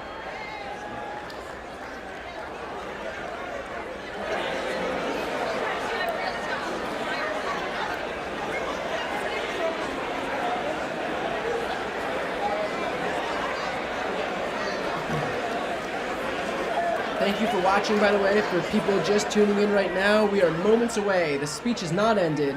It's 9:25 Eastern, 6:25 Pacific. We are waiting for Joe Biden to get through the throngs of adoring supporters and actually get onto the lectern to deliver his speech. We are looking forward to a shorter speech tonight. We're looking in the 45-minute range. So this will be considerably shorter than previous State of the Union speeches. Those in white are Democratic women. I believe for women's, is it Women's History Month or for reproductive rights? I'm not sure which one, but both of those seem like it would be viable options.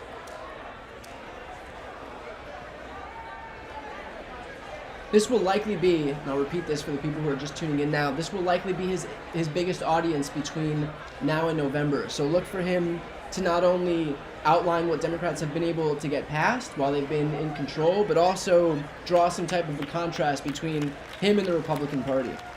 So with that said, here we go.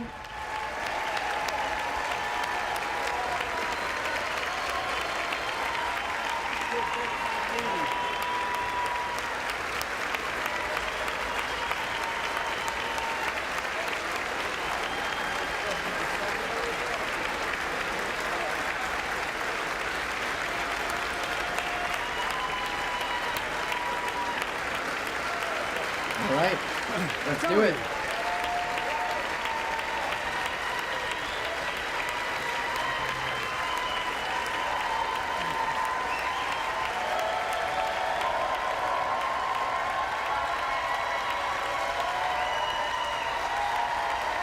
Thank you.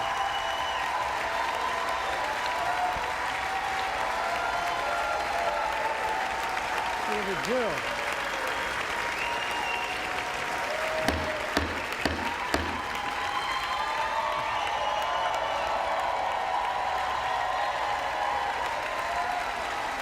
Good evening.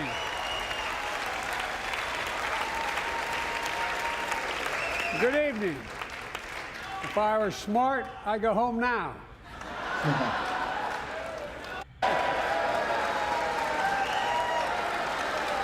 Mr. Speaker, Madam Vice President, members of Congress, my fellow Americans, in January 1941, Franklin Roosevelt came to this chamber to speak to the nation, and he said, "I address you at a moment unprecedented in the history of the Union. Hitler was on the march. War was raging in Europe. President Roosevelt's purpose was to wake up Congress and alert the American people that this was no ordinary time. Freedom and democracy were under assault in the world. Tonight, I come to this same chamber to address the nation. Now, it's we who face an unprecedented moment in the history of the Union. And yes, my purpose tonight is to wake up the Congress and alert the American people that this is no ordinary moment either. Not since President Lincoln and the Civil War have freedom and democracy been under assault at home as they are today. What makes our moment rare is that freedom and democracy are under attack both at home and overseas at the very same time. Overseas, Putin of Russia is on the march, invading Ukraine and sowing chaos throughout Europe and beyond. If anybody in this room thinks Putin will stop at Ukraine, I assure you he will not. Yeah.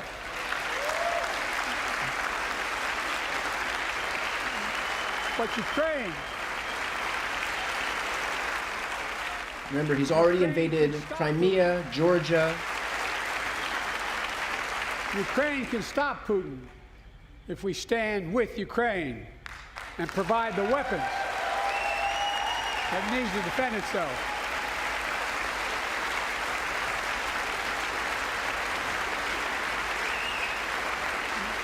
That is all.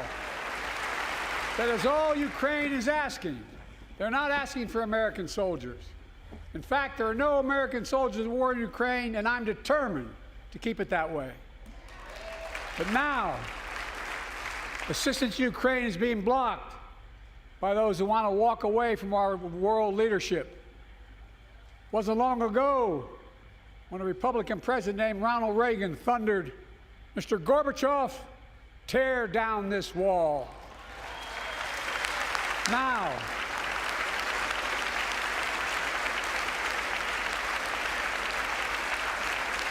my predecessor, a former Republican president, tells Putin, quote, "Do whatever the hell you want." That's a quote. A former president actually said that, bowing down to a Russian leader. I think it's outrageous, it's dangerous, and it's unacceptable. There you go. It took like a minute before he invoked Trump. Good for him. Good for him, not shying away from taking his swipe at Trump. As a founding member of NATO, the military alliance of democratic nations, created after World War II to prevent war and keep the peace. And today, we've made NATO stronger than ever. We welcomed Finland to the alliance last year. And Sweden just yesterday, today. Sweden officially joined, and their minister is here tonight. Come here, stand up. Welcome. That's pretty damn cool. Welcome, welcome, welcome. Pretty cool. And they know how to fight. Mr. Prime Minister, welcome to NATO, the strongest military alliance the world has ever seen. I say this to Congress, we have to stand up to Putin. Send me a bipartisan national security bill. History is literally watching. History is watching. If the United States walks away, it will put Ukraine at risk. Europe is at risk. The free world will be at risk, emboldening others to do what they wish to do us harm. My message to President Putin, who I've known for a long time, is simple. We will not walk away. Talk about a contrast between Trump literally kowtowing to the guy and Biden using the first 5 minutes of this speech to hit down on him. Talk about a contrast. I will not bow down. In a literal sense, history is watching. History is watching. Just like history watched 3 years ago on January 6th, when insurrectionists stormed this very Capitol and placed a dagger to the throat of American democracy. Many of you were here on that darkest of days. We all saw with our own eyes the insurrectionists were not patriots. They'd come to stop the peaceful transfer of power, to overturn the will of the people. January 6th lies about the 2020 election and the plots to steal the election posed a gravest threat to U.S. democracy since the Civil War. But they failed. America stood.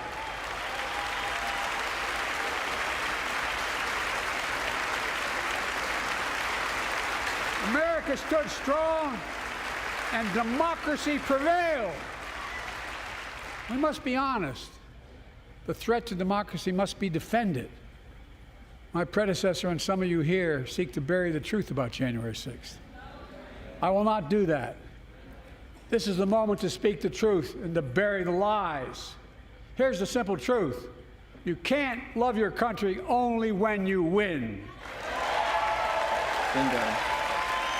Good line.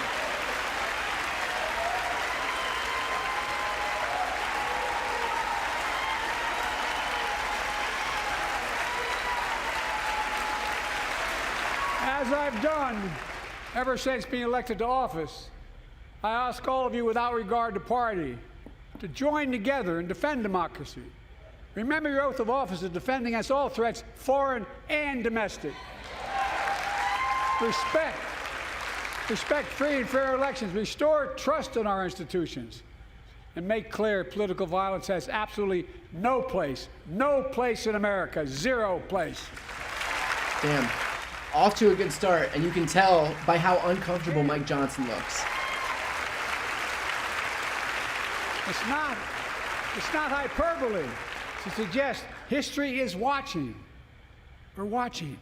Your children and grandchildren will read about this day and what we do. History is watching another assault on freedom. Joining us tonight is Latoya Beasley, a social worker from Birmingham, Alabama.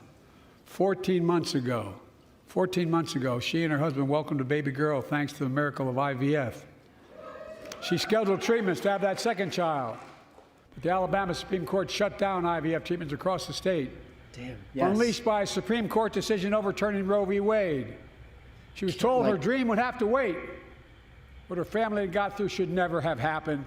Unless Congress acts, it could happen again. So tonight, let's stand up for families like hers. To my friends across the aisle, don't keep this waiting any longer.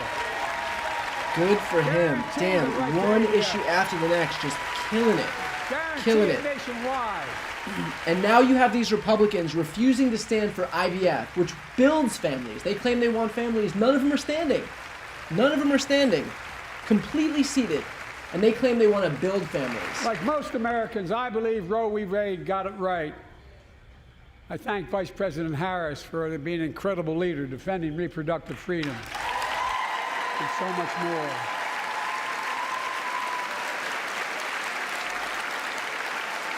Thank you. My predecessor came to office determined to see Roe v. Wade overturned. He's the reason it was overturned, and he brags about it. Look at the chaos that has resulted. Joining us tonight is Kate Cox, the wife and mother from Dallas. She's become pregnant again and had a fetus of a fatal condition. Her doctor told Kate that her own life and her ability to have children in the future were at risk if she didn't act. Because Texas law banned her ability to act, Kate and her husband had to leave the state to get what she needed. What her family got through should have never happened as well, but it's happening in too many others. There are state laws banning the freedom to choose, criminalizing doctors, forcing survivors of rape and incest to leave their states to get the treatment they need. Many of you in this chamber and my predecessor are promising to pass a national ban on reproductive freedom. My God, what freedom else would you take away? Look, it's a decision to overturn Roe v. Wade. The Supreme Court majority wrote the following, and with all due respect, justices, women are not without electoral power. Electoral or political power. You're about to realize just how much you're right about that. Damn.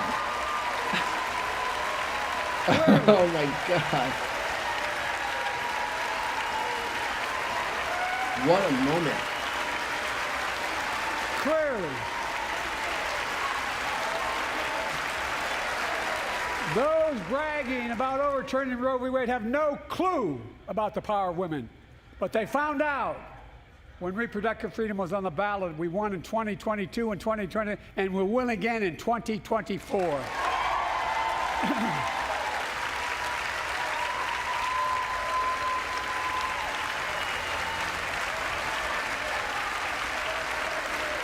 If you, the American people, send me a Congress that supports the right to choose, I promise you, I'll restore Roe v. Wade as the law of the land again.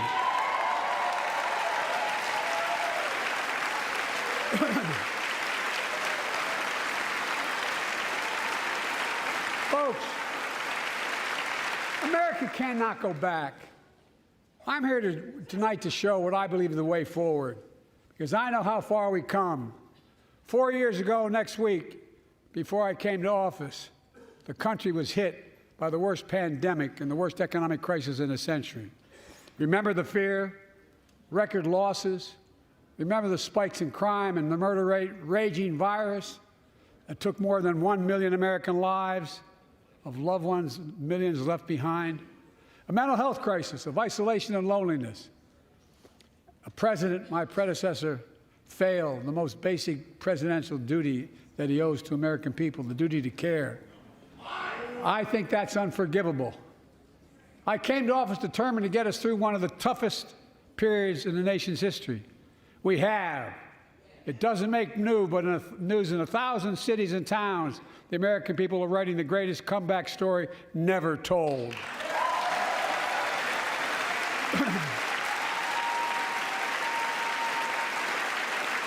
So let's tell the story here. Tell it here and now.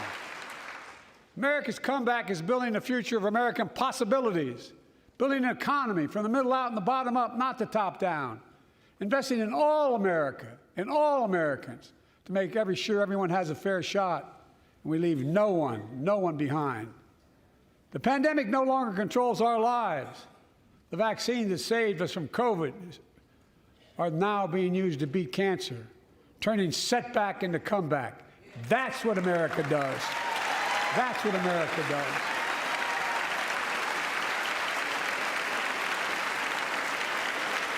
Folks, our inherited economy is on the brink. Now our economy is literally the envy of the world. 15 million new jobs in just 3 years, a record, a record. Unemployment at 50-year lows.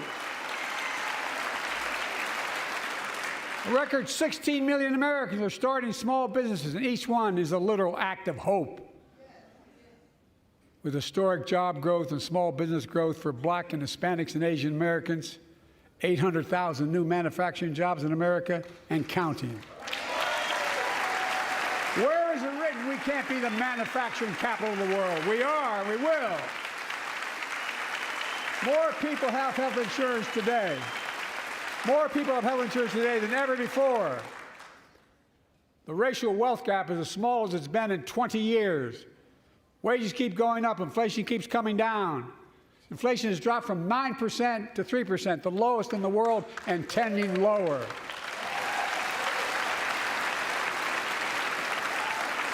The landing is and will be soft. And now, instead of importing foreign products and exporting American jobs, we're exporting American products and creating American jobs. Right here in America, where they belong.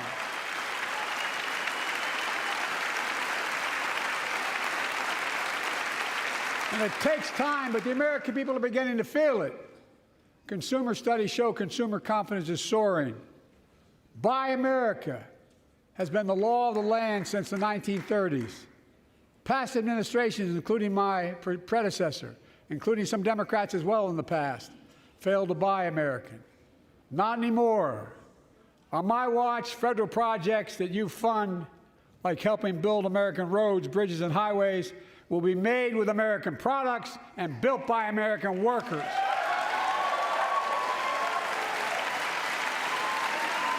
Creating good-paying American jobs.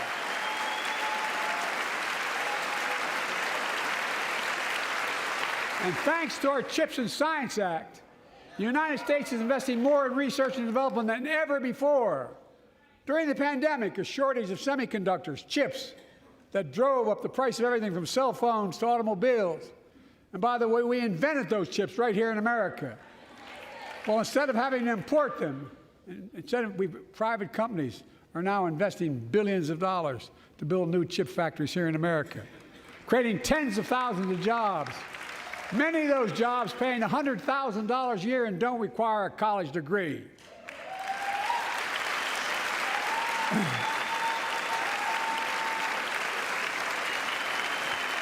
In fact, my policies have attracted $650 billion in private sector investment in clean energy, advanced manufacturing, creating tens of thousands of jobs here in America.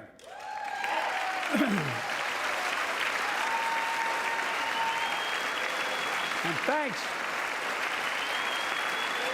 thanks to our bipartisan infrastructure law, 46,000 new projects have been announced all across your communities.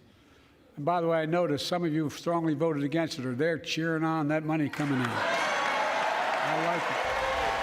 Get him. I'm with you. I'm with you. He goes, I'm with you. If any of you don't want that money in your district, just let me know. Modernize our roads and bridges, ports and airports, public transit systems. Removing poisonous lead pipes so every child can drink clean water without risk of brain damage.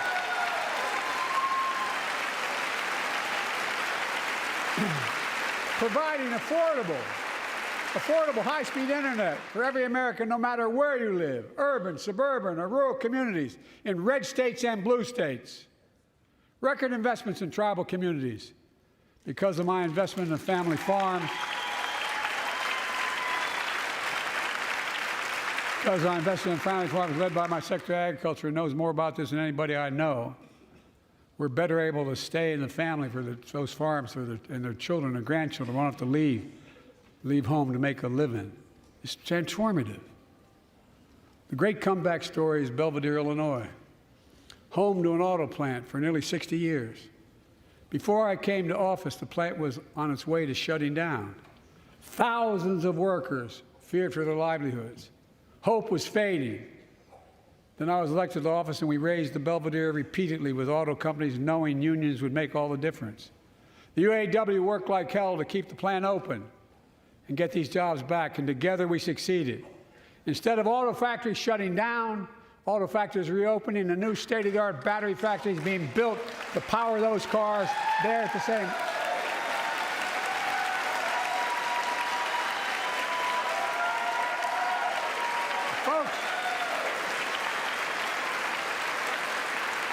The folks of Belvidere, I say, instead of your town being left behind, your community is moving forward again. Because instead of watching auto jobs of the future go overseas, 4,000 union jobs with higher wages are building the future in Belvidere right here in America.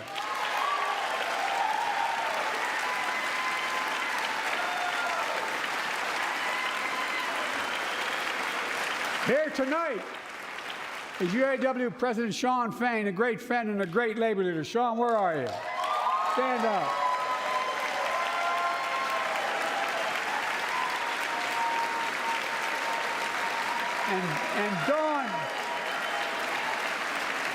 And Dawn Sims, a third-generation worker, UAW worker at Belvidere. Shawn, I was proud to be the first president to stand on the picket line, and today, Dawn has a good job in her hometown, providing stability for her family and pride and dignity as well. Showing once again, Wall Street didn't build America. They're not bad guys. They didn't build it, though. The middle class built the country, and unions built the middle class.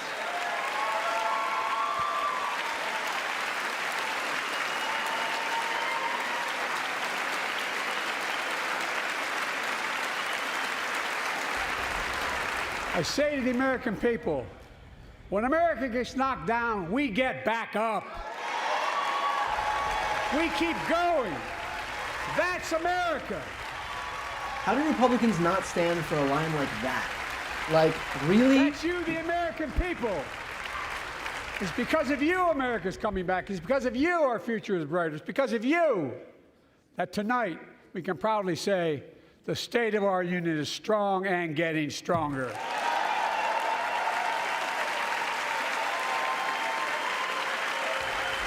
There it is. That's the line.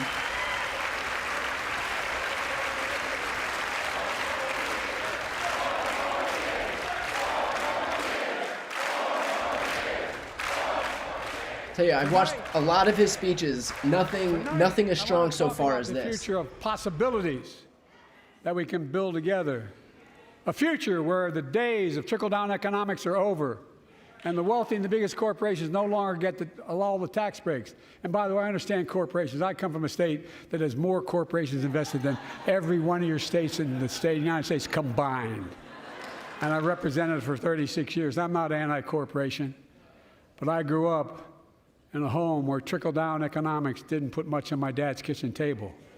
That's why I determined to turn things around so middle class does well. When they do well, the poor have a way up and the wealthy still do very well. We all do well.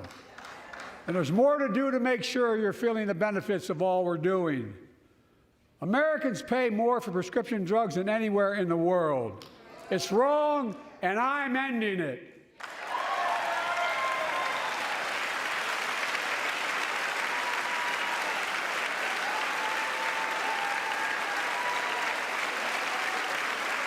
With a law that I proposed and signed, not one of you Republican buddies voted for it, we finally beat Big Pharma.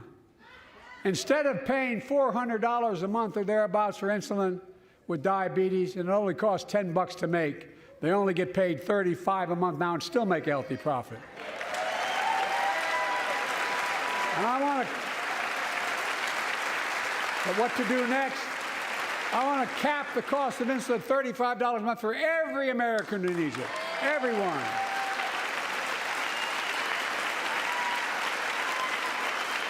For years, people have talked about it, but finally we got it done and gave Medicare the power to negotiate lower prices on prescription drugs, just like the VA is able to do for veterans. That's not just saving seniors money, it's saving taxpayers money. We cut the federal deficit by $160 billion. Because Medicare will no longer have to pay those exorbitant prices to Big Pharma. This year, Medicare is negotiating lower prices for some of the costliest drugs on the market that treat everything from heart disease to arthritis. It's now time to go further and give Medicare the power to negotiate lower prices for 500 different drugs over the next decade. They're making a lot of money, guys. And they'll still be extremely profitable. Will not only save lives, it will save taxpayers another $200 billion. Starting next year, the same law caps total prescription drug costs for seniors on Medicare at $2,000 a year, even for expensive cancer drugs that cost $10,000, $12,000, $15,000. Now I want to cap prescription drug costs at $2,000 a year for everyone. Folks, I'm going to get in trouble for saying that, but if you want to get an Air Force One with me and fly to Toronto, Berlin, Moscow, well, even Moscow, probably. And bring your prescription with you, and I promise you I'll get it for you for 40% the cost you're paying now. Same company, same drug, same place. Good point. Folks, good point. The Affordable Care Act, the old Obamacare, is still a very big deal.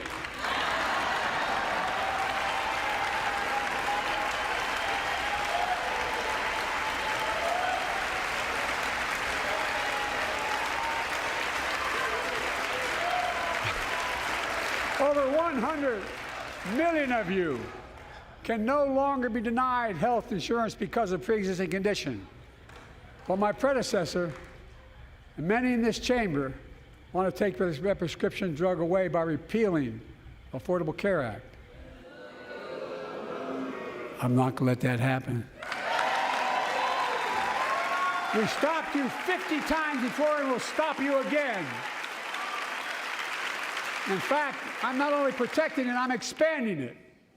The enacted tax credits of $800 per person per year reduce health care costs for millions of working families. That tax credit expires next year. I want to make that savings permanent.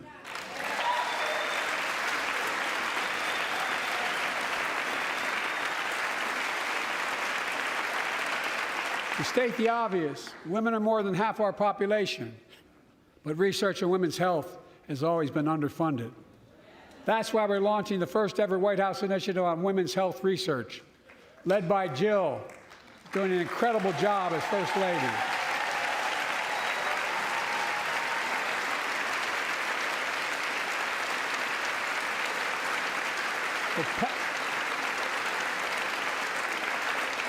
So pass my plan for $12 billion to transfer women's health research and benefit millions of lives all across America. I know the cost of housing is so important to you. If inflation keeps coming down, mortgage rates will come down as well, and the Fed acknowledges that. But I'm not waiting. I want to provide an annual tax credit that will give Americans $400 a month for the next 2 years as mortgage rates come down, to put toward their mortgages when they buy their first home or trade up for a little more space. Just for 2 years.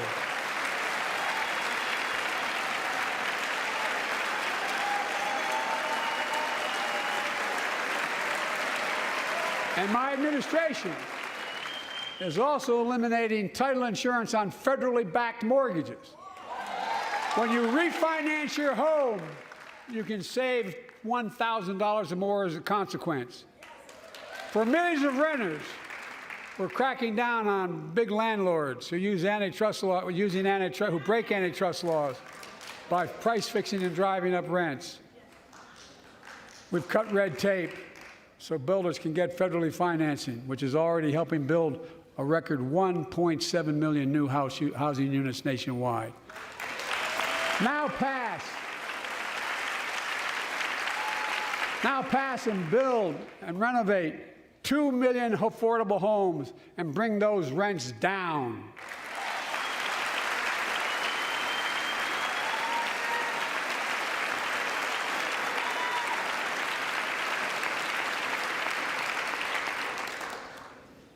To remain the strongest economy in the world, we need to have the best education system in the world. And I, like I suspect all of you, want to give every child, a good start by providing access to preschool for 3 and 4 years old.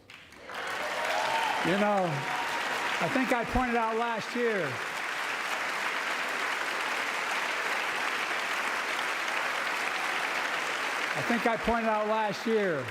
that children coming from broken homes where there's no books, they're not read to, not spoken to very often, start school, kindergarten, or first grade, having heard 1 million fewer words spoken. Well, studies show that children who go to preschool are nearly 50% more likely to finish high school, go on to earn a 2- and 4-year degree, no matter what their background is.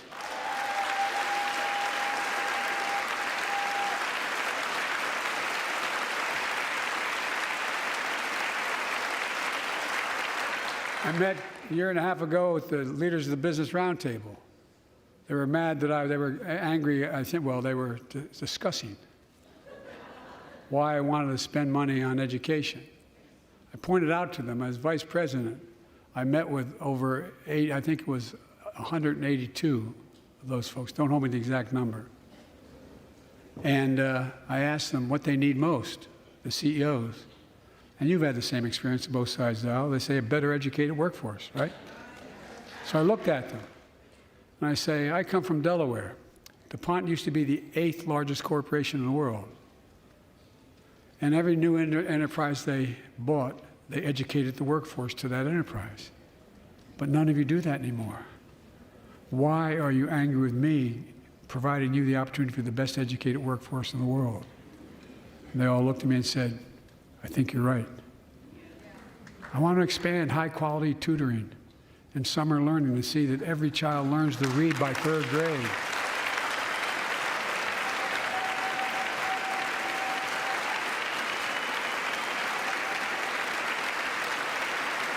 I'm also connecting local businesses and high schools so students get hands-on experience and a path to a good-paying job, whether or not they go to college. And I want to make sure that college is more affordable. Let's continue increasing the Pell Grants to working and middle-class families and increase record investments in HBCUs and minority-serving institutions, including Hispanic institutions. Look at that, we got a nod from Mike Johnson. A nod, even he couldn't not acknowledge this. And I was told I couldn't universally just change the way in which we dealt with student loans. I fixed 2 student loan programs that already existed to reduce the burden of student debt for nearly 4 million Americans, including nurses, firefighters, and others in public service. Like Keenan Jones, a public educator from Minnesota, who's here with us tonight. Keenan, where are you? Keenan, thank you. He's educated hundreds of students so they can go to college. Now he's able to help, after debt forgiveness, get his own daughter to college.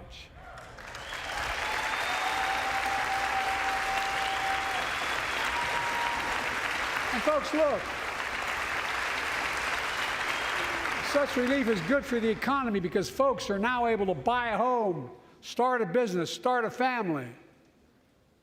While we're at it, I want to give public school teachers a raise.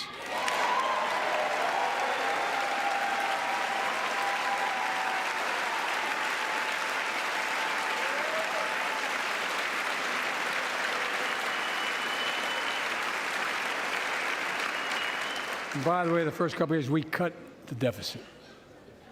Now, let me speak to the question of fundamental fairness for all Americans. I've been delivering real results in fiscally responsible ways. We've already cut the federal deficit. We've already cut the federal deficit over $1 trillion. I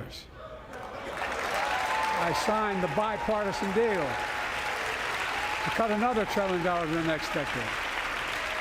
It's my goal to cut the federal deficit another $3 trillion by making big corporations and the very wealthy finally beginning to pay their fair share. Not going to have a single Republican stand for that. They're not going to stand for that. They don't like that one. I'm a capitalist. If you want to make or can make $1 million or millions of bucks, that's great. Just pay your fair share in taxes. A fair tax code is how we invest things to make this country great. Healthcare, education, defense, and so much more. But here's the deal. The last administration enacted a $2 trillion tax cut, overwhelmingly benefit the top 1%, the very wealthy and the biggest corporations, and exploded the federal deficit. They added more to $7.8 trillion. national debt than any presidential term in American history. It's true. Check the numbers. Folks Bingo. at home, does anybody really think the tax code is fair? Do you really Smart. think the wealthy and big corporations need another $2 trillion tax break? I sure don't. Damn. I'm going to keep fighting like hell to make it fair. Under my plan, Damn. nobody earning less than $400,000 a year will pay an additional penny in federal taxes. Nobody, not one penny.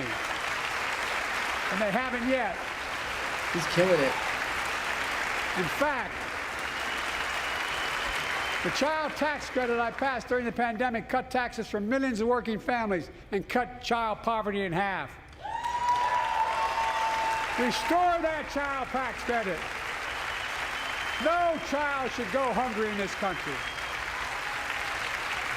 The way to make the tax code fair is to make big corporations and the very wealthy begin to pay their fair share. Remember in 2020, 55 of the biggest companies in America made $40 billion and paid zero in federal income tax. Zero. Not anymore. Thanks to the law I wrote and we signed, big companies have to pay a minimum of 15%. But that's still less than working people pay in federal taxes. It's time to raise corporate minimum tax to at least 21%.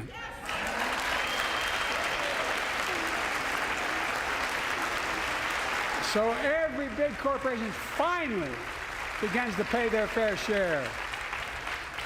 I also want to end tax breaks for big pharma, big oil, private jets, massive executive pay when it's only supposed to be $1 million that could be deducted. They can pay them $20 million if they want, but deduct $1 million. End it now. You know, there are 1,000 billionaires in America. You know what the average federal tax is for those billionaires? No. They're making great sacrifices, 8.2%. That's far less than the vast majority of Americans pay. No billionaire should pay a lower federal tax rate than a teacher, a sanitation worker, or a nurse. Damn. I mean, I'll tell you what, he knows his audience. Guy knows his audience. And there's nothing these Republicans can heckle him about. A minimum tax for billionaires of 25%, just 25%. You know what that would raise? That would raise $500 billion over the next 10 years. And imagine what that could do for America. Imagine a future with affordable child care. Millions of families can get they need to go to work to help grow the economy. Imagine a future with paid leave, because no one should have to choose between working and taking care of their sick family member. Imagine the future of home care and elder care, and people living with disabilities so they can stay in their homes and family caregivers can finally get the pay they deserve. Tonight, let's all agree once again to stand up for seniors. Many of my friends on the other side of the aisle want to put Social Security on the chopping block. Here we go. If anyone here tries to cut Social Security, Medicare, or raise the retirement age, I will stop you. Let's go. Let's wait for the heckling. The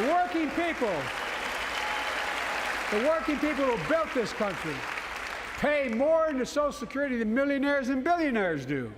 It's not fair. We have two ways to go. Republicans can cut Social Security and give more tax breaks to the wealthy. That's the proposal. Oh no, you guys don't want another $2 trillion tax cut? I kind of thought that's what your plan was. Well, that's good to hear. You're not going to cut another $2 trillion for the super wealthy. That's good to hear. I'll protect and strengthen Social Security and make the wealthy pay their fair share. Even their heckling fell flat. He was just dangling it in front of him. Too many corporations raise prices to pad their profits, charging more and more for less and less. That's why we're cracking down on corporations that engage in price gouging and deceptive pricing, from food to healthcare to housing. In fact, the snack companies think you won't notice if they change the size of the bag and put a hell of a lot fewer, same size bag, put fewer chips in it. No, I'm not joking. It's called shrinkflation. Pass Bobby Casey's bill and stop this. I really mean it. Let's go. This is regular shit that impacts regular people. Like, good for him. Good for him. You probably all saw that commercial on Snickers bars. You get charged the same amount, and you got about, I don't know, 10% fewer Snickers in it. Look, I'm also getting rid of junk fees. Those hidden fees at the end of your bill that are there without your knowledge. My administration announced we're cutting credit card late fees from $32 to $8.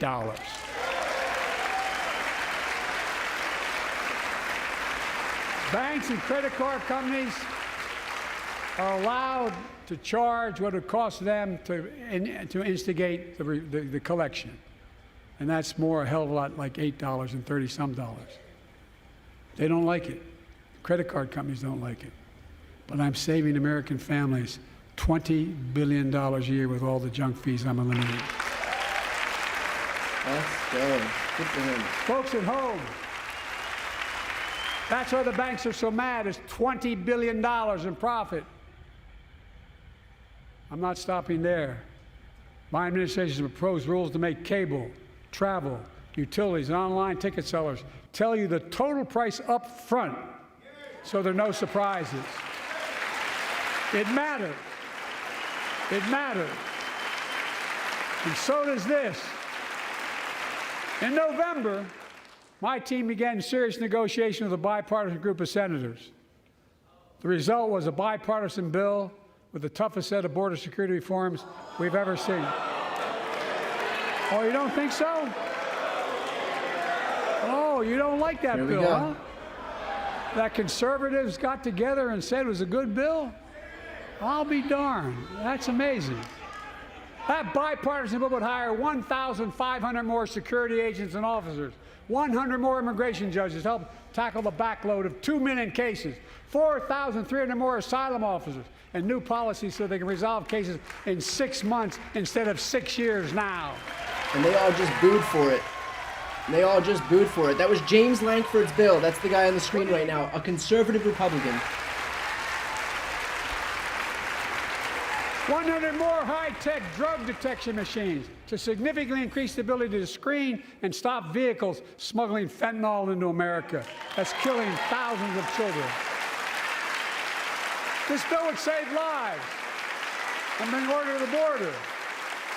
It will also give me and any new president new emergency authority to temporarily shut down the border when the number of migrants at the border is overwhelming. The Border Patrol Union has endorsed this bill. The Federal Chamber of Commerce is, yeah. You're saying low. Look at the facts. I know you know how to read.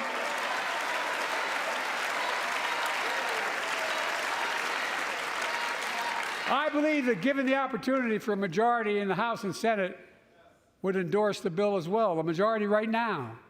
But unfortunately, politics has derailed this bill so far. I'm told my predecessor called members of Congress in the Senate to demand they block the bill.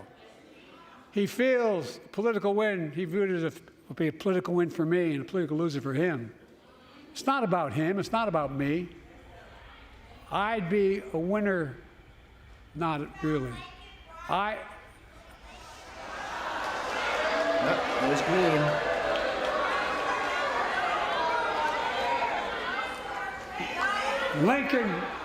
Lincoln Riley, an innocent young woman who was killed by an illegal. That's right. But how many of the thousands of people being killed by illegals? To her parents, I say, my heart goes out to you, having lost children myself. I understand. But look, if we change the dynamic at the border, people pay these smugglers $8,000 to get across the border because they know if they get by and let into the country, it's 6 to 8 years before they have a hearing. And it's worth taking the chance of the $8,000. But if it's only 6 weeks, the idea is it's highly unlikely that people will pay that money and come all that way knowing that they'll be able to be kicked out quickly. Folks, I would respectfully suggest my Republican friends owe it to the American people, get this bill done. We need to act now. They're not even cheering for their own bill. They want border security. A conservative Republican passed a bill, authored a bill. None of them are standing for it. Because God forbid they actually solve a problem that they claim to care about. My predecessor is watching. Instead of paying politics and pressuring members of Congress to block the bill, join me in telling the Congress to pass it. We can do it together. But that's what he apparently here's what he will not do. I will not demonize immigrants saying they are poison in the blood of our country. I will not separate families. I will not ban people because of their faith. Unlike my predecessor on my first day in office, I introduced a comprehensive bill to fix our immigration system. Take a look at it. It has all these and more. Secure the border. Provide a pathway to citizenship for dreamers. And so much more. But unlike my predecessor, I know who we are as Americans. We're the only nation in the world with a heart and soul that draws from old and new. Home to Native Americans, and ancestors have been here for thousands of years. Home to people of from every place on earth. They came freely. Some came in chains. Some came when famine struck, like my ancestral family in Ireland. Some to flee persecution, to chase dreams that are impossible anywhere but here in America. That's America. And we all come from somewhere. But we're all Americans.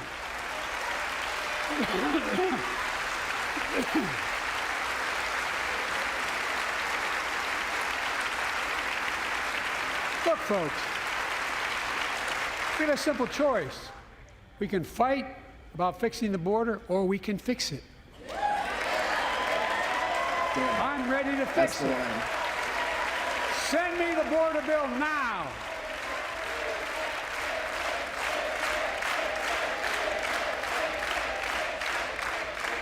A transformational moment in history. happened 59 years ago today in Selma, Alabama. Hundreds of foot soldiers for justice marched across the Edmund Pettus Bridge, named after the Grand Dragon of the Ku Klux Klan, to claim their fundamental right to vote. They were beaten, they were bloody, and left for dead. Our late friend and former colleague, John Lewis, was on that march. We miss him.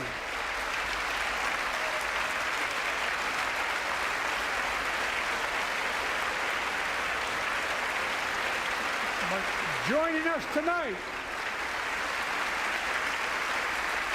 are other marchers, both in the gallery and on the floor, including Betty Mae Fikes, known as the voice of Selma. The daughter of gospel singers and preachers, she sang songs of prayer and protest on that bloody Sunday to help shake the nation's conscience. 5 months later, the Voting Rights Act passed and was signed into law.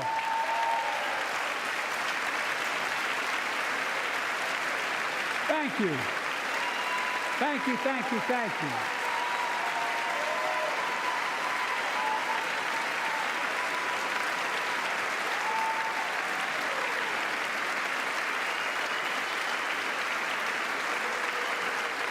But 59 years later, there are forces taking us back in time. Voter suppression, election subversion, unlimited dark money, extreme gerrymandering. John Lewis is a great friend to many of us here, but if you truly want to honor him and all the heroes who marched with him, then it's time to do more than talk. Pass the Freedom to Vote Act, the John Lewis Voting Rights Act.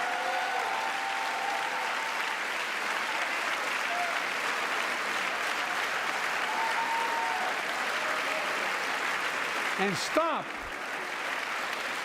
denying another core value of America, our diversity across American life. Banning books, it's wrong. Instead of erasing history, let's make history. I want to protect fundamental rights. Pass the Equality Act. And my message to transgender Americans, I have your back. Pass the PRO Act for workers' rights.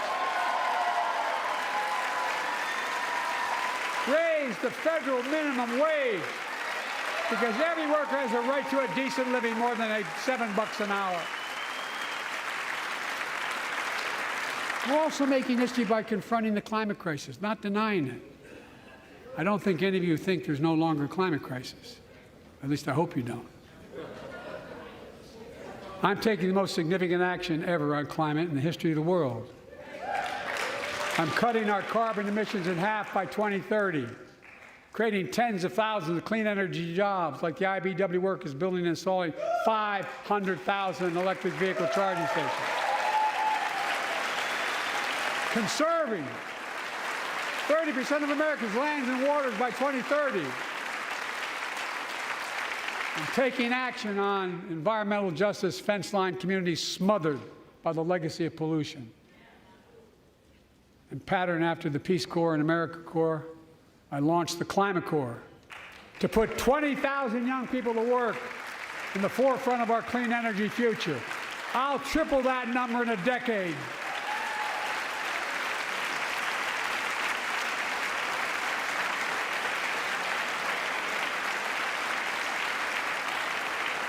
To state the obvious, all Americans deserve the freedom to be safe. And America is safer today than when I took office. Year before I took office, murder rates went up 30%. 30% they went up. The biggest increase in history. It was then, through my American Rescue Plan, which every American voted against, I might add, we made the largest investment in public safety ever. Last year, the murder rate saw the sharpest decrease in history. Violent crime fell to one of its lowest levels in more than 50 years. But we have more to do.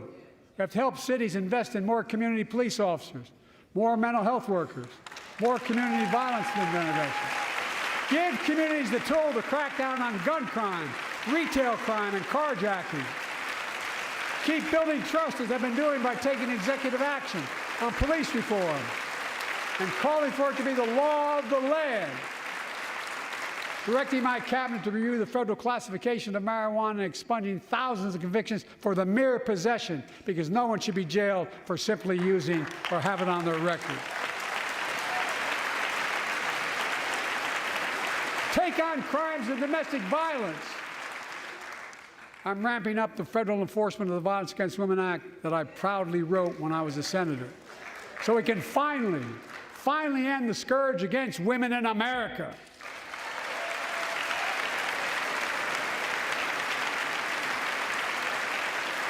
There are other kinds of violence I want to stop. With us tonight is Jasmine, whose 9-year-old sister Jackie was murdered with 21 classmates and teachers in an elementary school in Uvalde, Texas. Very soon after that happened, Jill and I went to Uvalde for a couple days. We spent hours and hours with each of the families.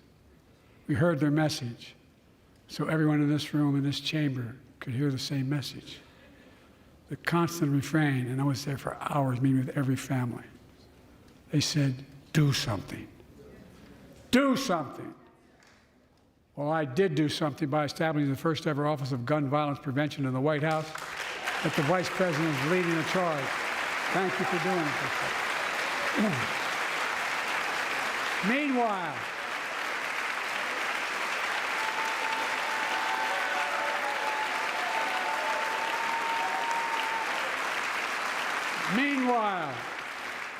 my predecessor told the NRA he's proud he did nothing on guns when he was president. Oh. After another shooting in Iowa recently, he said, when asked what to do about it, he said, just get over it. There's his quote, just get over it. I say, stop it. Stop it, stop it, stop it.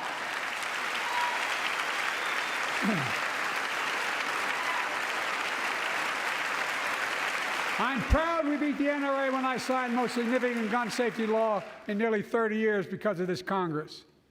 We now must beat the NRA again. I'm demanding a ban on assault weapons and high-capacity magazines. Pass universal background checks. None of this. I taught the Second Amendment for 12 years. None of this violates the Second Amendment or vilifies responsible gun owners. You know, as we manage challenges at home, we're also managing crises abroad, including in the Middle East. I know the last 5 months have been gut-wrenching for so many people, for the Israeli people, for the Palestinian people, and so many here in America. This crisis began on October 7th with a massacre by a terrorist group called Hamas, as you all know. 1,200 innocent people, women and girls, men and boys, slaughtered after enduring sexual violence. The deadliest day for the Jewish people since the Holocaust, and 250 hostages taken. Here in this chamber tonight are families whose loved ones are still being held by Hamas. I pledge to all the families that we will not rest until we bring every one of your loved ones home. We also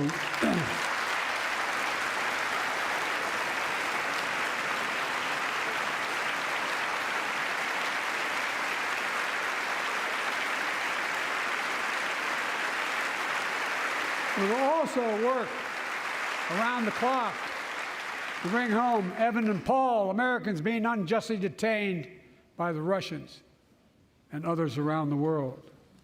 Israel has the right to go after Hamas. Hamas ended this conflict by releasing hostages, laying down arms, could end it by releasing the hostages, laying down arms, and surrendering those responsible for October 7th. But Israel has Israel has an added burden because Hamas hides and operates among the civilian population like cowards, under hospitals, daycare centers, and all the like. Israel also has a fundamental responsibility, though, to protect innocent civilians in Gaza.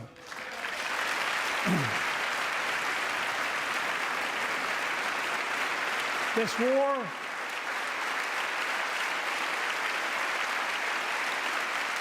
has taken a greater toll on innocent civilians than all previous wars in Gaza combined. More than 30,000 Palestinians have been killed, most of whom are not Hamas. Thousands and thousands of innocent women and children, girls and boys, also orphaned. Nearly 2 million more Palestinians under bombardment or displacement. Homes destroyed, neighborhoods in rubble, cities in ruin. Families without food, water, medicine. It's heartbreaking. I've been working nonstop to establish an immediate ceasefire that would last for 6 weeks to get all the prisoners released, all the hostages released, to get the hostages home and ease the intolerable and humanitarian crisis and build toward an enduring, something more enduring. The United States has been leading international efforts to get more humanitarian assistance to Gaza. Tonight, I'm directing the U.S. military to lead an emergency mission to establish a temporary pier in the Mediterranean on the coast of Gaza that can receive large shipments carrying food, water, medicine, and temporary shelters. No U.S. boots will be on the ground.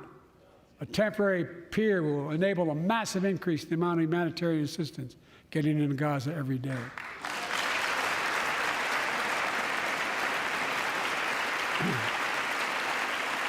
And Israel must do its part. Israel must allow more aid into Gaza to ensure humanitarian workers aren't caught in the crossfire. And they're announcing they're going to have a crossing in northern Gaza. To the leadership of Israel, I say this: humanitarian assistance cannot be a secondary consideration or a bargaining chip. Protecting and saving innocent lives has to be a priority. As we look to the future, the only real solution to the situation is a two-state solution over time.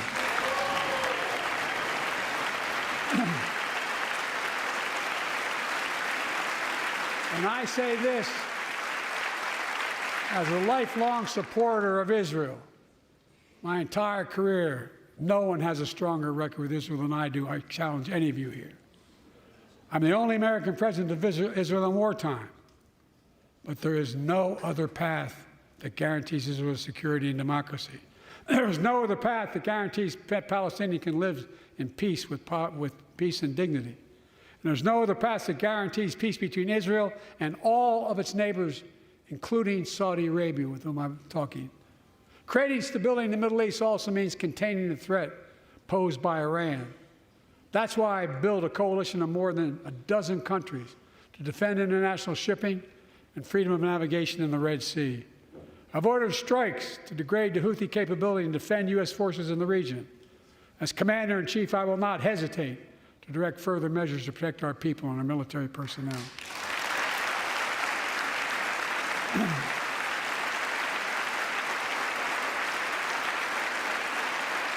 For years, I've heard many of my Republican and Democratic friends say that China is on the rise and America's falling behind. They've got it backwards. I've been saying it for over 4 years, even when I wasn't president. America's rising. We have the best economy in the world. And since I've come to office, our GDP is up, our trade deficit with China is down to the lowest point in over a decade. And we're standing up against China's unfair economic practices.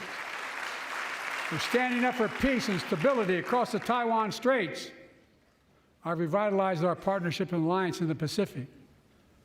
India, Australia, Japan, South Korea, Pacific Islands. I've made sure that the most advanced American technologies can't be used in China, not allowing to trade them there. Frankly, for all this tough talk on China, it never occurred to my predecessor to do any of that. I want competition with China, not conflict. And we're in a stronger position to win the conflict of the 21st century against China than anyone else, for that matter, than any time as well. Here at home, I've signed over 400 bipartisan bills, but there's more to pass my unity agenda. Strengthen penalties on fentanyl trafficking. You don't want to do that, huh? Pass bipartisan privacy legislation to protect our children online. Harness the promise of AI to protect us from peril. ban AI voice impersonations and more, and keep our truly sacred obligation to train and equip those we send into harm's way and care for them and their families when they come home and when they don't.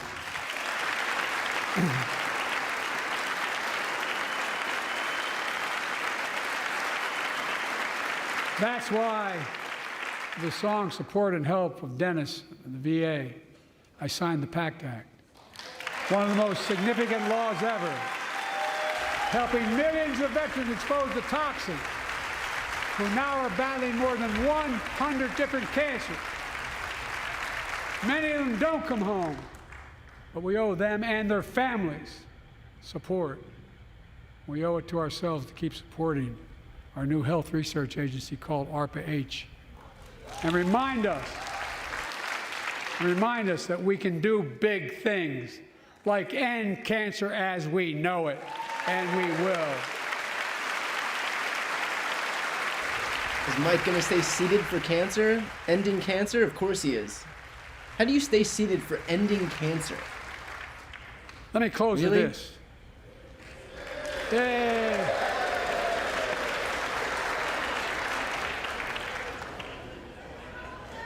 I know you don't want to hear any more, Lindsay, but I got to say a few more things. I know it may not look like it, but I've been around a while.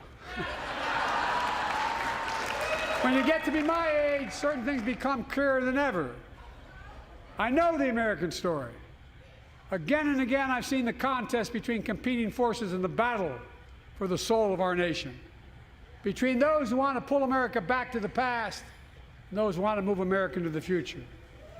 My lifetime has taught me to embrace freedom and democracy, a future based on core values that have defined America: honesty, decency, dignity, equality, to respect everyone, to give everyone a fair shot, to give hate no safe harbor. Now, other people my age see it differently. The American story of resentment, revenge, and retribution, that's not me. I was born amid World War II, when America stood for the freedom of the world.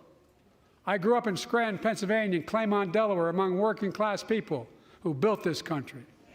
I watched in horror as two of my heroes, like many of you did, Dr. King and Bobby Kennedy, were assassinated. And their legacies inspired me to pursue a career in service. I left the law firm and became a public defender because my city of Wilmington was the only city in America occupied by the National Guard after Dr. King was assassinated because of the riots. And I became a county councilman almost by accident. I got elected to the United States Senate when I had no intention of running at age 29. Then vice president to our first black president. Now president to the first women vice president.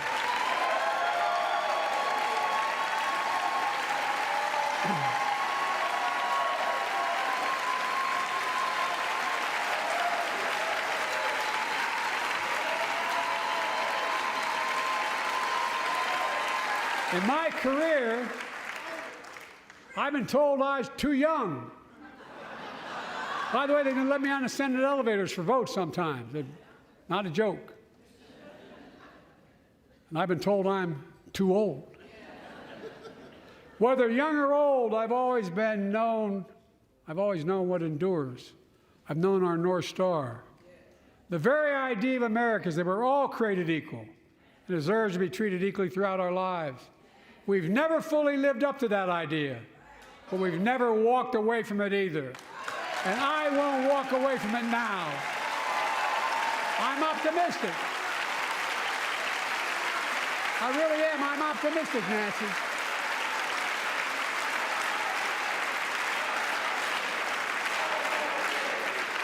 My fellow Americans,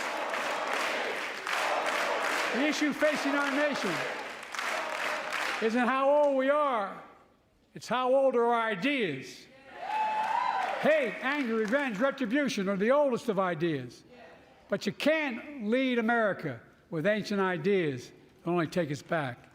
You lead America, the land of possibilities. You need a vision for the future and what can and should be done. Tonight you've heard mine. I see a future where defending democracy, you don't diminish it. I see a future where we restore the right to choose and protect our freedoms, not take them away.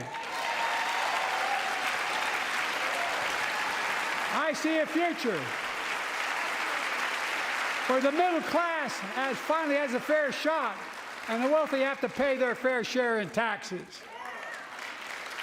I see a future where we save the planet from the climate crisis and our country from gun violence.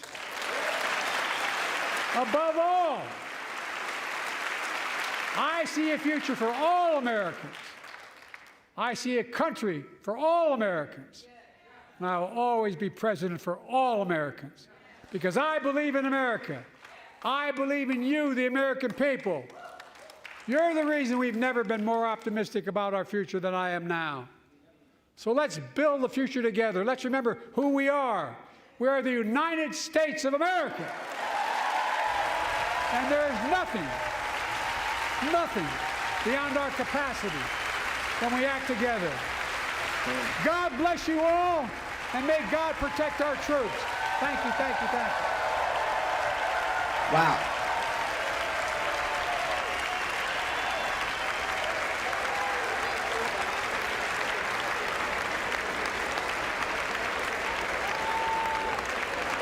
Tell you what, I have covered a lot of speeches, just about all of them, all the major speeches in my live streams, in my videos. This was the strongest speech that Biden has given in his entire presidency. There was not a single theme that he espoused that was unpopular. He wasn't able, Republicans weren't able to find a single issue to effectively heckle him on. And you know that, God knows that that's what they were looking to do more than anything. But here's the most important part. He was energetic, he was compelling, he was awake, he was a strong speaker, eloquent, articulate, and that undermines their biggest attack against him, which is that he's in the throes of cognitive decline, that he's senile, that he doesn't know where he is or what his name is, that he can't tie his shoes. You can't look at that guy and the speech that he just gave tonight and still hold this idea in your mind at the same time that he is in the throes of senility. And that's going to be difficult for Republicans because they needed him to have a weak speech because they're force-feeding their supporters this idea that he doesn't know where he is. It is going to be really difficult for the American people who just watched that speech to then not have in conflict this idea that he's like too old to do anything, that he doesn't know where he is. Again, sharper than all of the Republicans who tried to heckle him in that room for the second year in a row. The same thing happened last year. Same exact thing happened last year where they tried to heckle him on Social Security, Medicare, and Medicaid. He had their number. They tried it again this year, although they were smart enough to know when to cut their losses. But again, completely undermining their principal talking point that he isn't up for the job. When clearly, there's no way that you can look at that and think otherwise. Like, there's no way that you can look at that and think that he isn't. I mean, just objectively. There was a tweet that came out, like, from Trump, from Truth Social. Trump was like, he is so angry and crazy. Oh, so now he's too alive. He's too angry. He's too crazy. So which is it? Is he Sleepy Joe or is he Angry and Crazy Joe? Because these things are in conflict with each other. Pick a talking point and stick with it. That's like for the same people who say that Joe Biden is too sleepy to know what to do. He's not even running the presidency. He's a puppet. He's one of Barack Obama's pulling the strings, and yet he's this mastermind that's completely undermining the United States. Which is it? They constantly put forward these arguments that are in direct conflict with each other, but none more clear than this idea that he's too old to do the job. That very clearly, if Tonight shows us anything, very clearly he's able to do. Some themes that he hit on that I think were especially telling started off right off the bat. Ukraine and Russia. I mean, this guy is talk about a commitment to defending democracy, putting the Republicans on their back feet right off the bat because they continue to kowtow to Putin and the world's autocrats. Starting off right away, showing that the U.S. is at least the Democrats are committed to defending democracy. Then he goes right into IVF. Look, Republicans have spent years claiming that they want to protect life. They want to help you build families. God forbid we do anything to make any kids go away. Well, now you have the opportunity to actually walk the walk. Because for a lot of families, IVF, in vitro fertilization, is the only way for them to actually build their families. you'll notice that not a single Republican in that chamber stood up when he put himself on the line and said that he was advocating for IVF. Not a single Republican. Talk about a visual, a lasting visual that's going to impact people, voters across this country. What do you think IVF polls in this country? You think Dobbs had an impact? Now they're going after families, and he gave them the opportunity to stand up and defend IVF, and not a single Republican got their asses out of a seat and applauded for it. Not a single one. If that doesn't show you exactly what they stand for, nothing will. He also spoke about the bipartisan infrastructure law. 46,000 new projects have been announced across the country, and he did take that opportunity to note that some of the Republicans strongly voted, who voted against it, are cheering for that money. And he said, if you don't want that money, let me know. Over and over and over, as recently as like today, Republicans have been coming out applauding for money that they voted against, that if they had their way, wouldn't exist. They'll vote no, take the dough. They will do anything they can, even if it means hurting their own constituents, if it means that they deprive Joe Biden and the Democrats of a political win. Of a win that is so potent that clearly they'll take credit for it. That's how good the win is. But that they didn't want to make happen, and they were willing to vote against. And that had they had their way, their own constituents wouldn't be enjoying that money, that funding, those projects, those upgraded roads, bridges, rural broadband, whatever it is. He also talked about the fact that billionaires are paying an 8.2% effective tax rate. Again, no Republicans would stand up and advocate for a higher tax rate for billionaires, even though doing so, getting a higher tax rate would mean that we would get to pay for childcare, for paid leave, for home care, for elder care. I mean, those things all sound a hell of a lot more popular for people in this country than lavishing more tax revenue on billionaires. But these people are so beholden, these Republicans are so beholden to their billionaire donors and the billionaire class more broadly, that they can't even side with Americans who are seeking free healthcare, free childcare, $2,000 cap on healthcare costs, elder care, home care, paid leave, because they are so committed to the billionaire donors who fund their campaigns. And they put that on full display tonight. He also talked about ending shrinkflation, this idea that there's less food in the same size bag. I mean, these are issues that impact regular people. Regular people. You want to talk about somebody who has his finger on the pulse of regular people? It's that shit. It's the little stuff. It's stuff that everybody else recognizes that we would never assume that a rich politician in Washington, D.C. would talk about. That's the stuff that we feel. Why are we getting less cookies in a bag of Oreos? Why are we getting less chips in a bag of Lay's? Why are we getting less food that we're paying the same prices or paying higher prices and getting less food?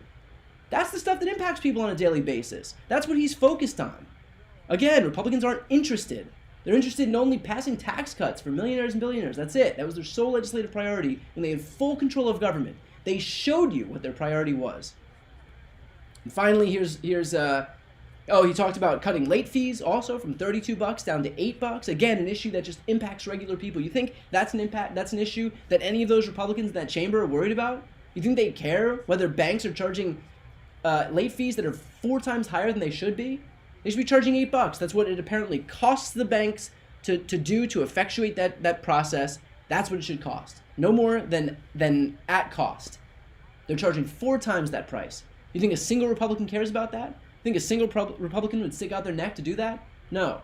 Again, that's what this administration, that's what this party are focused on. Stuff that's going to impact regular people. And again, ended off talking about the border. He said, quote, "We can fight about fixing the border or we can fix it. Send me the border bill now." This is a Republican Party that claimed for years, for decades, that we need border security. For all of those years, they wouldn't do it because Democrats had also claimed at the same time that if we're going to do border security, we also need immigration reform. And so nothing happened. This time, they let Republican Senator James Lankford negotiate this bill with Chris Murphy and Kyrsten Sinema. There was no immigration reform, only aid to Ukraine, which, by the way, is already a popular issue among both parties, except for those MAGA Republicans. That was the only issue. That was the only concession that Democrats were asking for, an issue that Republicans should support anyway. And still Republicans wouldn't take yes for an answer because they would rather have the issue to campaign on than an actual solution to a problem that they claim is so urgent that it's basically the predicate for all of their attacks against Democrats heading into an election. That's how urgent they claim it is. And yet when handed a solution negotiated by a conservative Republican, someone in their own party, still they said no because they refused to take yes for an answer. They want the problem, they want to entrench the problem to campaign on because it's more of a potent issue than any solution would be. So those are the things that he spoke about. Overall, I mean, look, again, I've told you this before and I'll repeat it again. I've seen a lot of Joe Biden speeches. I've seen some less than enthusiastic speeches, and I've seen some really strong speeches. This was far and away the strongest that I've seen him perform, and it came at just the right time. Because it came at a time when Republicans are predicating their entire attack, their entire arsenal against him, with this idea that he doesn't know where he is, that he's too old, that he's too senile. This guy didn't look like somebody who was too old to know what he was doing. This is somebody who was focused on delivering for Americans, delivering for regular Americans, on issues that actual people care about. And meanwhile, you've got Republicans, the only thing that they're worried about, the only thing they're focused on right now is relitigating Donald Trump's insurrection and paying his legal bills for trying to overturn an election, stealing classified documents from the White House. I mean, talk about the priorities. They want Donald Trump back in office so they can help him with his revenge tour, which will have zero impact on regular people, will do nothing except plunge this country into chaos. By the way, you're wondering what happens to our 401ks. You know what the stock market doesn't like? Instability. What do you think is going to happen to everybody's 401ks, to the Dow, to the NASDAQ, to the S&P 500 when Donald Trump comes back in and threatens martial law, threatens the deportation of millions of immigrants who, by the way, are a net positive economically to this country? What do you think is going to happen to your 401ks and the stock market and the economy? Those things don't like instability. That is the one thing that Donald Trump delivers. That's why the stock market's doing well now. That's why the economy benefits when Democrats are in office. I said this in the pre-show and I'll say it again now. You cannot find a single Republican administration in the last 30 plus years that's created more jobs than a Democratic administration. You can't find a Republican administration that's had a better economic output than a Democratic administration. My entire lifetime, this is how it's been. And yet they run on this idea that they are some champions of jobs, some champions of the GDP, some champions of the economy. Show me any numbers that bear that out. They don't exist.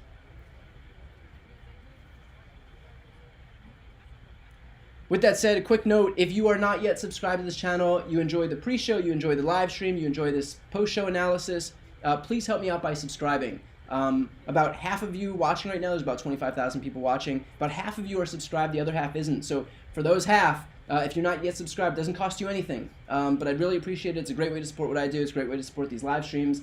Please hit the subscribe button right next to my name. Again, it doesn't cost you a dime, and never will, and I definitely appreciate it. It goes a long way. So overall, a huge win for Joe Biden. Should be proud of the work that he and his team did in getting this thing put together. This will have a major lasting impression for people. This was the biggest speech that he'll give between now and November 5th, when Election Day rolls around. This is the biggest platform he's going to have. This is the biggest audience he's going to have. And I think that it's important that people, see him over and over and over again, just denying the Republicans' most potent attack against him, that he isn't up for the job, that he's too old, that he can't do it. This is a guy who's completely fine.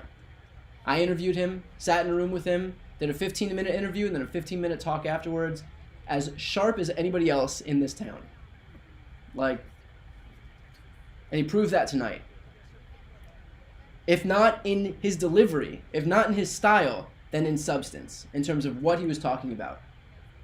Talking about defending democracy in Ukraine, punching down on Russia and Vladimir Putin and the world's autocrats, about defending women's reproductive rights and IVF specifically, about touting the bipartisan infrastructure law and the nearly 50,000 jobs that it's created, calling out those Republicans for taking credit for legislation that they constantly vote against, calling for billionaires to pay their fair share, so that we can fund programs that everybody benefits from, like childcare, elder care, paid family leave, home care. Ending shrinkflation, passing a bill to make it illegal so that we aren't screwed over by greedy companies who were able to raise their prices under the guise of inflation, knowing full well that they could get away with it. Cutting late fees for banks, ending junk fees in banks, taking on like these major predatory businesses that screw Americans over on a daily basis, taking them on. And also neutralizing the Republicans' biggest attack right now against Joe Biden, which is the border. They claim that the border is an issue. There's a bill. Pass it. That's what he said. Quote, "We can fight about fixing the border or we can fix it. Send me the border bill now." It was negotiated by a conservative Republican, James Lankford. If Republicans are serious about fixing the border, then pass the bill that will do exactly that. You're not going to be able to do it with executive action. If you were able to do it with executive action, Donald Trump would have done it. And he still had 1 million people come through the border. You cannot fix the border with executive action. I'll repeat that. You cannot fix the border with executive orders or executive action. Impossible. If it was possible, Trump would have done it. Think about it. Why wouldn't he have done it? If he could have shut the border down with executive action, he would have. That's why Republicans' top priority was H.R. 2. Think about it. H.R. 2, the second bill introduced in the House of Representatives. The Democrats' top priority, H.R. 1, was the John R. Lewis Voting Rights Act. Shows how high their priority is. If you didn't need legislation to fix the border, why would they have introduced legislation at their highest priority? H.R. 2. You need legislation. They have the most conservative bill that any Democratic Senate, any Democratic president is ever going to hand them. It'll pass if they want to pass it. They're opting not to because they'd rather have the issue than a solution. They like things to be broken because they want to whine about them. That's it. They don't want any solutions. They want to entrench problems, and they're showing that by virtue of not passing these bills.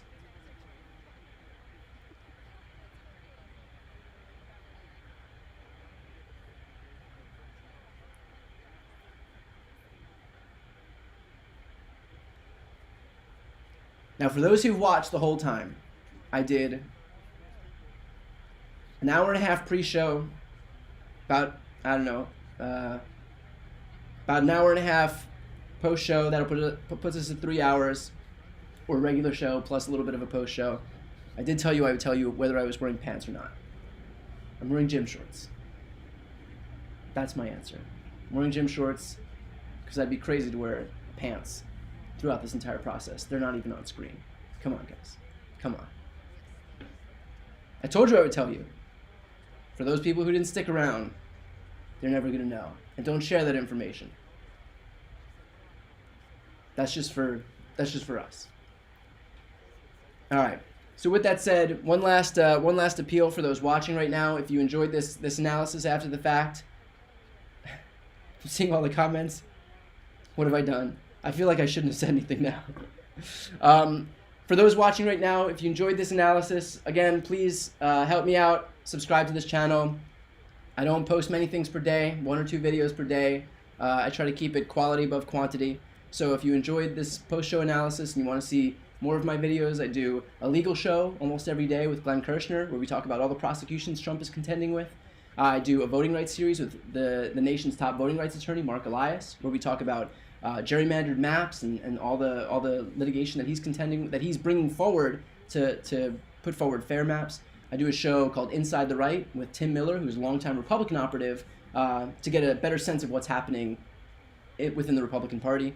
And I do a new show called Class with Jamie Raskin, where he basically gives a constitutional law class. The first episode we just released a couple days ago, immediately 1.6 million views. So hugely popular. If you want to check out any of that stuff, please subscribe to this channel. Again, it's completely free to be able to do that, and try to give you good quality content on a daily basis. So again, for all of those watching who've tuned in throughout this entire time, thank you. I know there are a ton of different places that you can watch this, so I appreciate you sticking it out with me here.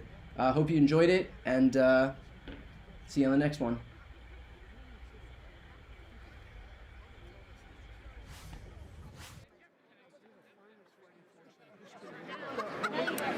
still got history there. Stop! I didn't No one know. will excuse my expression as a pastor on my head because of you. I really mean it. Think of what you're doing. Everywhere I go, and some of you have been to these international meetings I go to, the CEO and the president pull me aside and go, "My brother, you got to stay with us. We need you. We need you going to. Our democracy is a district and not with us. There's so much at stake if we lose it. Ukraine. I mean, it's so much bigger. Oh, it just drives me crazy. Thank you. Thanks for accepting the appointment. About time we had someone strong running around. Anyway. Boss, thanks. Thanks. Mr. President, I'm the ambassador of Romania. Well, how are you? I spent a lot of time in your country, as you know. I know, twice, 2009. That's exactly right. Spent a lot of time. And Dr. Mike, Yeah. I was worried she wasn't going to come home. Yeah. He told me once. Yeah, and we have a picture. Sure. Yeah. Far away. The best part of your speech was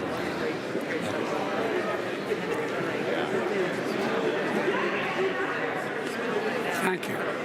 Thank you, sir. Thank you. Very nice to see you, sir. Thank you. I keep telling this guy he'll work in his pecs. I'm slow. You okay? Doing good. You need it. No, doing good. Am I going? Which way am I going? This way. Right here. Right here, Mr. President. You know which way am I going? And then right this way. We're going to go up right there. Okay, well, I'll tell you what. Give this to my assistant the number. We'll call and see. We're just going to follow the Sergeant of Arms this way, sir. Now we've got one. Yep. Congressman Frank Cohen How are you? Fine, and you? I'm well, thank you. Very well. You get to say, Mr. Speaker, the President of the United States. Really appreciate it. It's awesome. Oh, it really is. I know you know. all steel workers that come from steel industry. Exactly. By the way, they got to because the amount of carbon used in steel and cement is gigantic. It's gigantic. We can do something about it and make a lot of bucks. Transformation. Thank you for standing up for the community. You kidding me? If I did, my grandfather could have passed it. Same with my father. What was your dad's name? Frank was a state senator for 40 years fighting. Are you kidding? He's dedicated him and my mom. My great-grandfather was the first Catholic elected to the state senate in Pennsylvania. Actually, the second. He was elected to the state senate. And they accused him when he was running of being a Molly Maguire. And he found out he wasn't going to help us.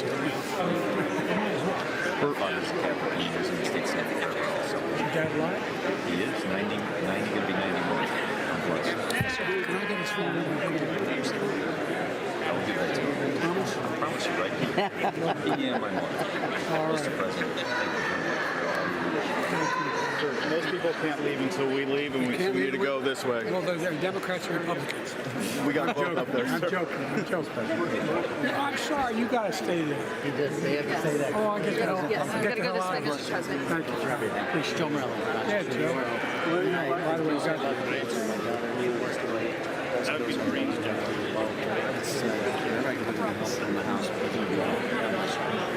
By the way, we got some of that funding.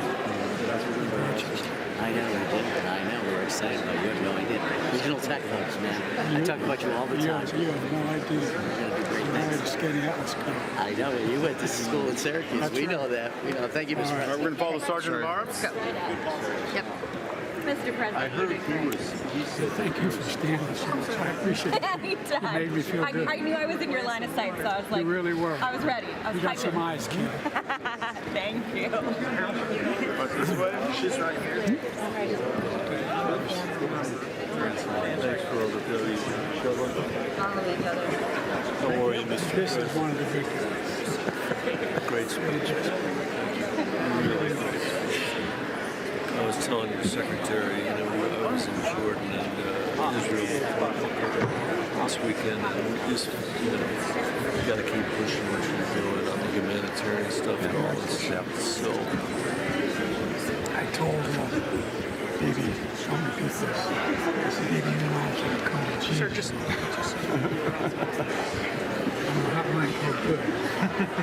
That was good. we'll see you, Mr. So good. Thanks, man. Thanks. Talk to you tomorrow. Yeah. Mr. President, great job. Thank you for standing up, making me feel good. Right? No, great. Fantastic. It's game time now. Okay. Guess I'm holding everybody up. Not at all. Way to go. We're glad to wait.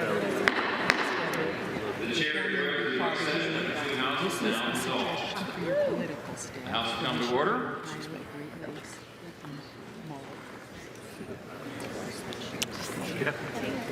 Would you mind this one? I would love a selfie.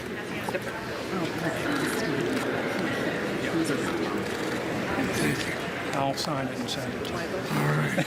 Do that. Really. Do it. And then I'll say not to take it. Yeah. We're going to work.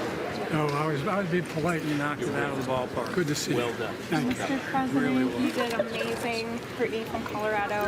For what purpose? So proud. That was awesome. Louisiana seek We are recognition. going to be fighting together. Mr. Speaker, I move that the message of the President be referred to the Committee of the Whole on the State of the Union. I couldn't run without him.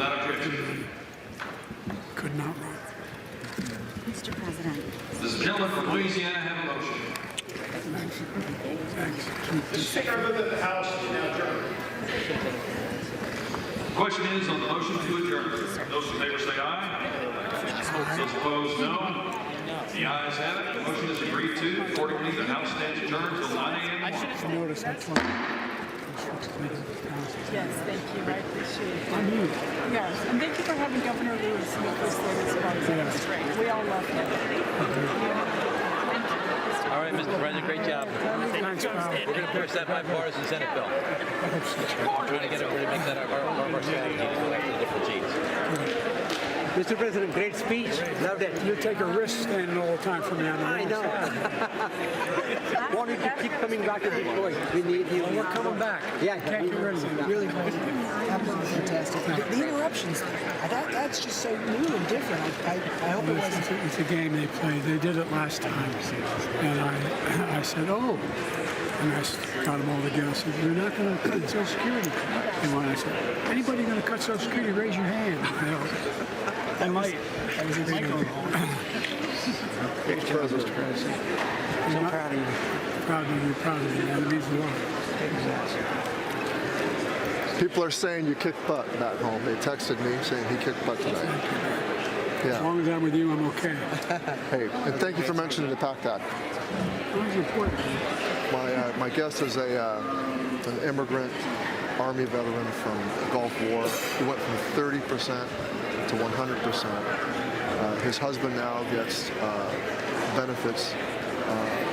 He says, I'm now... I didn't do it because of my son, but you know, the PACT Act, he died. Yes. Being a quarter mile from a burn pit for a year. Yes. And his children had a shot. For college and other things. Yes, and the disability benefits is going to the survivors. This is really important. So, thank you, Mr. President. Hi, Mr. President. Love those glasses. I am looking forward to welcoming you to Georgia on Saturday. I'm coming down. I know. I'll be with you. All right. And I need you to bring that energy with you that you just had tonight. I got a lot of energy. That's my problem. Well, we love it. Thank you. And we're going to bring it home for you on Tuesday. I didn't do it. No, you didn't. I swear to God, I didn't do it. No, listen, we need some help from the Forest Service. This symbolizes the 86 people that died in the fire in Paradise, California. They made this for me, the residents there, part of the wood that was salvaged. So I said as chair of the Forestry Committee, what I'm asking is that our Forest Service needs to speed up the pace with which we harvest forests and make our communities fire safe. And we just held a hearing in South Dakota with the Nyman family. They're going to lose their business soon. If we don't have them, the Forest Service will never, ever keep up by themselves. We've got to have the private sector. We've got to increase the pace and scale of forestry. Give them a phone call. I appreciate it. You know, I've been there. in North Dakota too. Yes, sir. I mean, I've flown over more timber burned to the ground It's killing the wildlife. than make up the entire state of the state of Maryland. And by the way, A million-acre fire in my district 2 years ago. and by the way, if you notice you fly over in a helicopter, those places with good roofs, they didn't burn. With the right materials. Yeah. So we got to change that. Anyway. We got to cut some trees. We're holding people up to Bill. In business like Scranton, like folks just like Scranton. Right. Thanks so much, What are sir. they saying? Scranton. You want me to sign it or something? Oh no, I just want you to hold it. Think of the folks. Thanks, man. I'm thinking of the folks. Some folks I'm thinking of start with Putin. Not those folks. Thank you, sir. Thanks for listening. Thanks. Okay. By the way, Yes, sir. the strongest support I have my entire career is firefighters. Delaware has the highest percentage of volunteer firefighters of any state in the union. And we have this fire school anyway. We got a ton at home too, but we're working also. We're getting there on getting firefighter pay lined up for when it's built. Good. We'll be good on that. I mean, Help our woodcutters, help our forestry industry, please. Get our forest service tracking. Okay. This way? Mr. President, can you say hi to my niece? what's your name? Marissa. Hey, Marissa, how are you? Who's this guy? He's wearing his Irish shirt. You got your Irish shirt on? You brought the Irish fire tonight. All right. Great speech, Mr. Thank you. All right, we have people You waiting got a for great us. member. We got to continue walking President, out. you got the speakers team here. Thanks for coming tonight. We appreciate it. Thank you. Thank you. Pleasure to meet you. Pleasure to meet you. All right.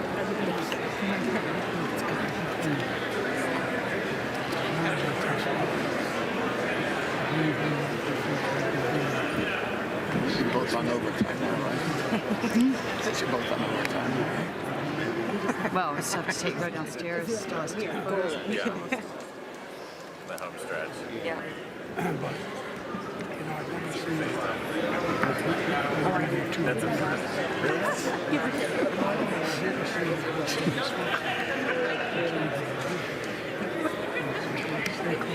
They're a closest majority. It's historic. So thank you for taking the time to say that, sir. It's within the majority of the lines on that record. Anyway. Well, thank you, Mr. President. We appreciate that, sir. Stick Right this way? Right here, sir. Yep. You ready? Okay. Now we gotta go. Right this way? We're Straight out. straight out. Straight out. Straight All out. right. Straight out. Got Team Clyburn over here. You're looking good, man. Oh, so are you? So are You're you? looking good. You always look like that. I don't know who your haberdasher I told you, let's go shopping. I'd like to. Yeah, so this is Lindy. Also Team Clyburn. Yeah. Lindy, How are you? Good to see you again. I work for Jim too. Lena. Yeah. Give me that. Good man to work for here. Oh, Are you- look at him. White blood. Yeah, turn around.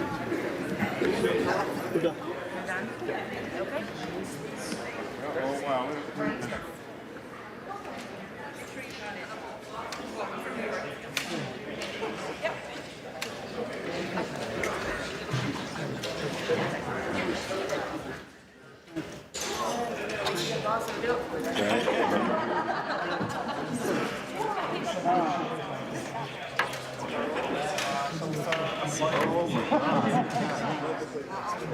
That's a good one, yeah.